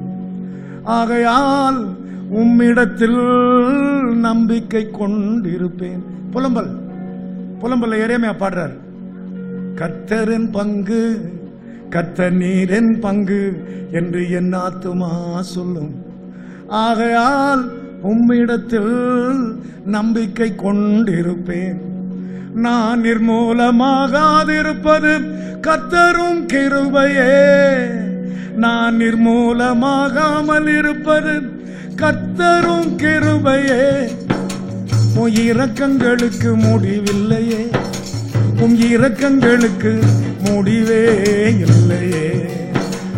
கர்த்தரின் பங்கு, கர்த்தர் நீரின் பங்கு என்று என் ஆத்துமா சொல்லும். ஆகையால் உம்மிடத்தில் நம்பிக்கை கொண்டு புலம்பல் பாடுறாருங்க. அதனால கோடி மக்கள் இங்க இருந்தாலும் நீங்க தான் ஒரு பங்கு. சொல்லுங்க, எவ்வளவு பெரிய பாக்கியம் இது. என்னை விட அறிவான பிள்ளைங்கள்லாம் இருக்கும்போது சாமுவேல் அபிஷேகம் பண்ண வராருங்க. அந்த வீட்டில் 7 பிள்ளைங்க. முதல் பிள்ளைய பார்த்தாலே ராஜா மாதிரி வர்றான். இவர் தைல குப்பி கொண்டு போன இவன் இல்லைன்றார் கர்த்தர். எல்லாமே தோட்டத்தில் அறிவில் திறமையில இருந்தா அதெல்லாம் அபிஷேகம் பண்ணல. அப்புறம் இவ்வளவுதான பிள்ளைங்கன்னா ஒன்னுத்துக்கு லாக்கி இல்லைன்னு ஆடு மேய்க்குது. அத்தை கொண்டு வர ஒன்னுத்துக்கும் உதவாதுன்னு சொல்லி ஆடு மேய்ச்சு பாருங்க, அத்தை அபிஷேகம் பண்ணுன்றார். இப்ப புரியுதா உங்களுக்கு? ஒன்னுத்துக்கும் உதவாதுன்னு உங்களை சொல்லியிருப்பாங்களே. வீடு கட்டுகிறவர்கள் ஆகாதென்று தள்ளின கல்லே மூளைக்கு தலைக்கல் ஆயிற்று, அது கர்த்தராலே ஆயிற்று. கண்களுக்கு ஆச்சரியமாயிருக்குது, களி கூர்ந்து மகிழ்வோம். 112 சங்கீதம். வீடு கட்டுங்க உதவாதுன்ற கல்ல போய் நீங்க செலக்ட் பண்றீங்களா ஆண்டவரே அப்படின்றார். இப்ப சொல்லுங்க, உங்களை செலக்ட் பண்ணா தகுதியெல்லாம் ஆண்டவர் பார்க்கல, ஏன் பங்கா இருந்தா போ. எத்தனை பேருக்கு புரிஞ்சது? எனக்கு புரிஞ்சதுன்னு கையை வைத்து காட்டுங்க. அடுத்த 2 குறிப்பையும் சொல்லிட்டு முடிக்கலான்னு சொல்றவங்க ஒரு அல்லேலூயா சொல்லுங்க. பாத்தீங்களா, எங்கேயோ கடல்ல போய் கேக்குது. பாத்தீங்களா, அடுத்த 2 குறிப்பு. முதல் புஸ்தகம் நீ வரலாறு, 2வது புஸ்தகம் நீ யாத்திரை பண்ற பேர் வர்ற மாதிரி, 3வது புஸ்தகம் நீ கர்த்தருடைய பங்கு. நீங்க ஒரு பேங்க்ல வேலை செய்தா கூட உங்களை டாப்ல நிறுத்துறதுலயே ஆண்டவர் யோசனையா இருப்பார். அல்லேலூயா சொல்லுங்களேன், அல்லேலூயா. நான் ஒரு செக்கு கொடுத்தாங்க, அது மோட்டார் சைக்கிளே வச்சிருந்தேன், மழையில நனைஞ்சு போச்சு. நான் போய் பேங்க்ல கொடுக்குறேன், சார் இது நனைஞ்சிருக்குது அப்படின்னு. நேராக பேங்க் மேனேஜர்கிட்ட போயிட்டேன். Sir, it is my gift check sir, choked in the rain, this and that in இங்கிலீஷில் பேசணும்னா அந்த மேனேஜருக்கு நம்மளால இப்படி பேச முடியலன்னு சைன் போட்டு கொடுத்துட்டாரு. முதல்ல இதை பாஸ் பண்ணுங்க. அல்லேலூயா சொல்லுங்களேன். நீ சாதாரண ஆளா இருக்கிறதுக்காக இத்தனை கோடி மக்கள்ல நீ தெரிந்து கொள்ளப்படவில்லை. எத்தனை பேருக்கு புரியுதோ தெரியலையே. எண்ணாகமம் படிக்கலாமா சீக்கிரமா? 1ஆம் அதிகாரம் 1ஆம் வசனம். இடி முழக்கம் உண்டாக மறைவெடுத்தது நான் பேசின புஸ்தகம். எண்ணாகமம் 1ஆம் அதிகாரம் 1ஆம் வசனம். இஸ்ரவேலர் எகிப்து தேசத்திலிருந்து புறப்பட்ட 2ஆம் வருஷம் 2ஆம் மாதம் 1 தேதியில் கர்த்தர் சீனாய் வனாந்தரத்தில் இருக்கிற ஆசரிப்பு கூடாரத்திலே மோசேயை நோக்கி, நீங்கள் இஸ்ரவேல் புத்திரரின் முழு சபையா இருக்கிற அவர்கள் பிதாக்களுடைய வீட்டு வம்சங்களில் உள்ள புருஷர்களாகிய சகல தலைகளையும் பேர் பேராக எண்ணி தொகையேற்றுங்கள். முழு சபையா இருக்கிற புருஷருடைய தலையெல்லாம் எண்ணுவாயாக. அப்ப இங்க வந்துட்டா கர்த்தர் புருஷருடைய தலையை எண்றாரு. அதுக்கு பேர் தான் எண்ணாகமம். நீ கணக்கில் இருக்கிற புருஷன். நான் மறுபடியும் சொல்றேன், நீ என்னைக்கு புருஷன் ஆயிட்டியோ அன்னைக்கே நீ கணக்கில் வந்துட்ட. அப்ப நீ என்னைக்கு புருஷனான 25, 27, 30 வயசுல. ஆனா பூர்ண புருஷன் ஆயிடணும். எல்லாரும் தான் புருஷன் ஆயிடுவாங்க. நான் சொல்ல புரியுதா உங்களுக்கு? இத சங்கீதம் 68ல் நீங்க அடுப்பு நடையில கிடந்தாலும் வெள்ளி சிறகு பொன்மயமான சிறகுகள். அப்படின்னா என்ன? நீ சில்வர் ஜூப்ளின்னா உன் கல்யாணம், கோல்டன் ஜூப்ளின்னா நீ கல்யாணம் ஆகி சொல்லுங்க வெற்றி உள்ள வாழ்க்கை வாழ்றது. பிளாட்டினம் ஜூப்ளினா என்ன தெரியுமா? 75 வயசு. அல்லேலூயா. அவர் சொல்றது எழுந்தருளுவார் தேவன். நீங்க அடுப்பு நெல்ல கிடந்தாலும் வெள்ளி சிறகுன்னா உங்களுக்கு கல்யாணம். சொல்லுங்க. பொன்மயமான கோல்டன் ஜூப்ளி. இதைத்தான் சொல்றாரு. ஆனா கர்த்தருடைய பிள்ளைகளை, நான் செய்தியை முடிக்க போறேன். எண்ணாக முன்னா என்னைக்கு நீ புருஷன் ஆயிட்டியோ அன்னைக்கு இல்லை புருஷன், பூர்ண புருஷன். நான் குழந்தையா இருக்கும்போது குழந்தைய போல பேசினேன். காலேஜ் படிக்கும்போது கூட ஆனா இப்ப நான் புருஷன் ஆயிட்டேன்ல, என்ன நம்பி ஒரு உலகமே இருக்குல்ல. எத்தனை பேருக்கு புரியுது? இப்ப நான் போய் உங்க வீட்டு அம்மாவை இன்ட்ரடியூஸ் பண்ணா, இவரை கட்டினதுக்கு பெருமைப்படுறீங்களான்னு கேட்டா, ஆமாயா, நான் என்ன அர்த்தம்? சரி, சென்சஸ் எடுக்க வரலாமா? யாராவது சொல்றாங்களா தைரியம் இருக்குதான்னு கேட்கறாங்க. பார்த்தீங்களா? உனக்கு தைரியம் இருந்தா வந்து பாருங்க. கேட்டீங்களா நீங்க? என்ன உலகம் இது? என்ன ஆக முன்னா என்னைக்கு நீ ஆலயத்துக்குள்ள வந்தையோ நீ புருஷன் ஆயிட்ட உடனே உன் முழு உலகத்தை கர்த்தர் கணக்கில் வச்சிருக்கிற. உபாகமம் 1ஆம் அதிகாரம் 1ஆம் வசனம் வாசித்து முடிக்க. சேயீர் மலை வழியாய் ஓரேபுக்கு 11 நாள் பிரயாணத்துல உள்ள காதேஷ் பர்னேயா. அல்லேலூயா சொல்லுங்க. சேயீர் அப்படின்னா நம்ம குடியிருக்கிற இடம். நாம சேயீர்ல குடியிருக்கிற ஏசாவின் புத்திரரை விட்டு வெளியே வந்தோம். உபாகமம் 2ஆம் அதிகாரத்தில் அநேக நாள் சேயீர் மலை தேச சுற்றி திரிஞ்சோம். அப்படின்னா ஊர் சுத்தணும், நம்ம இருக்கிற ஊரை சுத்தணும் சேயீர். ஆனா ஓரேபுக்கு வந்துடணும். அல்லேலூயா சொல்லுங்களேன். ஓரேபுன்னா கர்த்தர் பேசுற இடம். ஆமென்.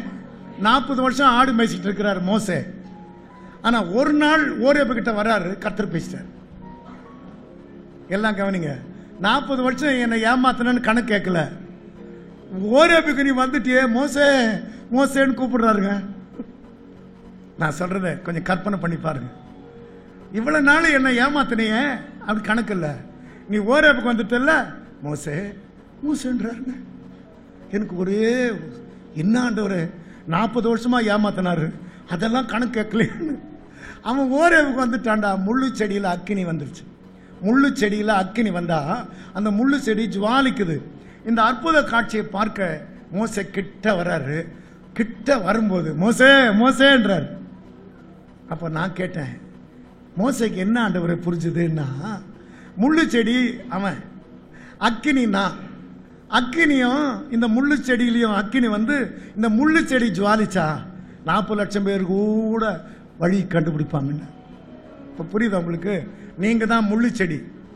அக்கினி மயமான தேவன் உங்களுக்குள்ள வந்தா உங்களை ஜுவாலிக்கு வைக்கணும். நமக்கு இருக்கிற குணங்கள் எல்லாம் பாத்தீங்களா, குணம் இல்ல,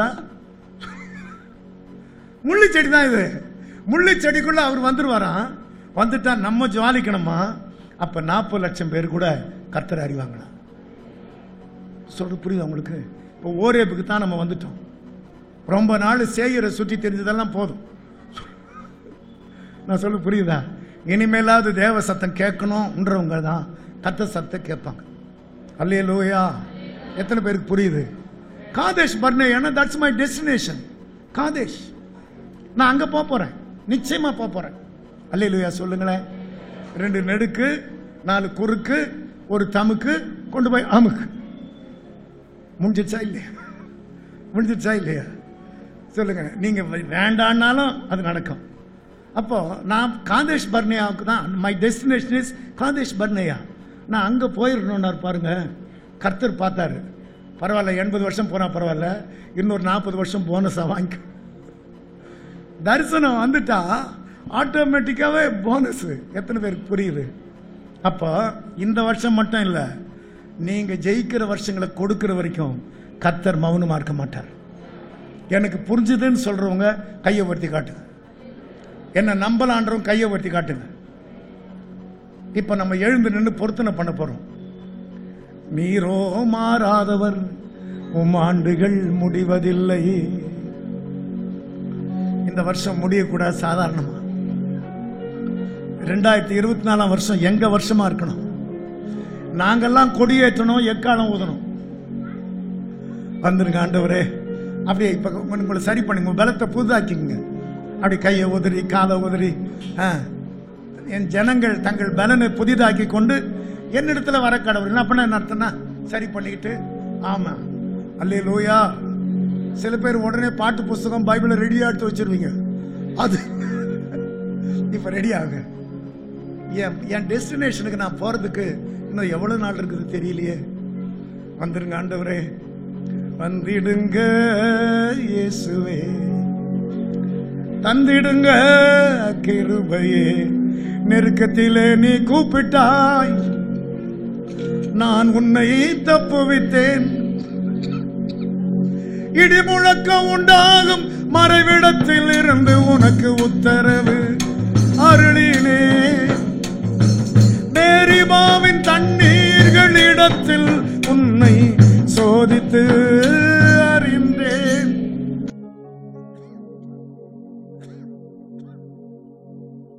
என் ஜனமே கேள், சாட்சியிட்டு சொல்லுவேன். என் ஜனங்கள் செவி கொடுத்தால் நலமாயிருக்கும். மாதந்தோறும் மாதத்தின் பண்டிகை, இப்படி நடத்துற கன்வென்ஷன் பண்டிகை, புறஜாதியாரை தாழ்த்தி என் ஜனத்தை நான் உயர்த்தணுன்றார். என்கிட்ட சொல்றாரு, என் ஜனத்துக்கு கொண்டாட்டமாக நான் ஒரு கொம்பை உயர்த்தினேன்றார். இப்ப அவன் கேட்கிறான், நீ என்ன பெரிய கொம்பான்? எத்தனை பேருக்கு புரியுது? நீ என்ன பெரிய கொம்பா? ஆமா, நான் பெரிய கொம்பு. இந்த ஊருக்காகவே நான் ஜெபம் பண்றேன்ல. என் ஜனங்கள் தங்களை தாழ்த்தினா அந்த தேசத்துக்கே ஷாம். இந்த நகரமே நல்லா இருக்குன்னு நான் ஜெபம் பண்றேன்ல, நான் பெரிய கொம்பு தான். எத்தனை பேருக்கு புரியுது? இப்ப ரெண்டு கையும் விரிச்சு வந்துருங்க ஆண்டவரே. இடி முழக்கம் உண்டாகும் மறைவிடத்தில் இருந்து உனக்கு உத்தரவு அருளினே. மேரிபாவின் தண்ணீர்கள் இடத்தில் உன்னை சோதித்து அறிந்தேன். என் ஜனமே கேள், உனக்கு சாட்சியிட்டு சொல்லுவேன். என்ன பார்க்காதீங்க, இப்படி கையை விரிச்சு.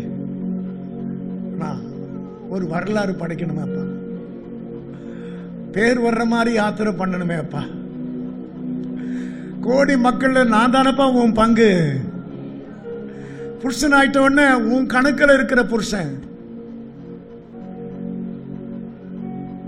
காதேஷ் பர்னேயா, அக்கினிமயமான தேவன் இந்த முள்ளு செடிகளுக்குள்ளே, யோசேப்பை பத்தி படிக்கும்போது முட்செடியில எழுந்தனுடைய தயவு யோசேப்பை பெரியவனாக்குச்சான். முட்செடியில எழுந்தனுடைய தயவு மோசேய தேசத்துக்கே கர்த்தர் காட்டினார். அதே முட்செடியில இறங்குகிற தேவன் இந்த ஆராதனையிலும், இந்த வார்த்தை உங்களுக்கு புரிஞ்சாலும் புரியாவிட்டாலும், இந்த அக்கினி இந்த முள்ளு செடிகளுக்குள்ள இப்ப வந்து நீங்க ஜுவாலிக்கிறத கர்த்தர் பார்க்கிற வரை அவர் சிங்காசனம் உட்கார மாட்டார். என் ஜனமே கேள், என் ஜனமே கேள், என் ஜனமே கேள். In the matchless name of Jesus, every dross melt, every filth melt, every obstacle melt, every hindrance melt, every uncleanness melt. Let your zeal burn in them, Jesus. என் ஜனமே கேள், நான் சாட்சியிட்டு சொல்லுவேன். நெருக்கத்தில் நீ கூப்பிட்ட போது உன் தோள் மேல இருந்த சும, சாபம், பாவம், ஆக்கினை, இருள், எகிப்து எல்லாத்தையும் விட்டு உன்னை வெளியே நான் கொண்டு வரல. கூப்பிடு, நீ கூப்பிடு, மௌனமா இருக்காத. என் ஜனமே கேள். ராபா மாறா மாறா மாறா மாறா, சத்தத்தை உயர்த்தி வந்துருங்க அந்த அபிஷேகத்துல நுகமெல்லாம் முறியிட்டு ஆண்டவரே. Praise the Lord. Hallelujah. சில காரியங்கள் உங்க வாழ்க்கையில் இருக்கிறத, குடும்பத்தில் இருக்கிறத படம் பிடித்து காட்டுகிற மாதிரி தீர்க்க தரிசனமா ஆண்டவர் வெளிப்பட்டார். ஆண்டவர்கிட்ட ஒப்புக்கொள்ளும். ஆமா ஆண்டவரே, அது என்னோட தான் நீங்க பேசுனீங்க, என் வாழ்க்கை, என் குடும்பம், இதில் இருக்கிறத நீங்க காட்டினீங்க ஆண்டவரே.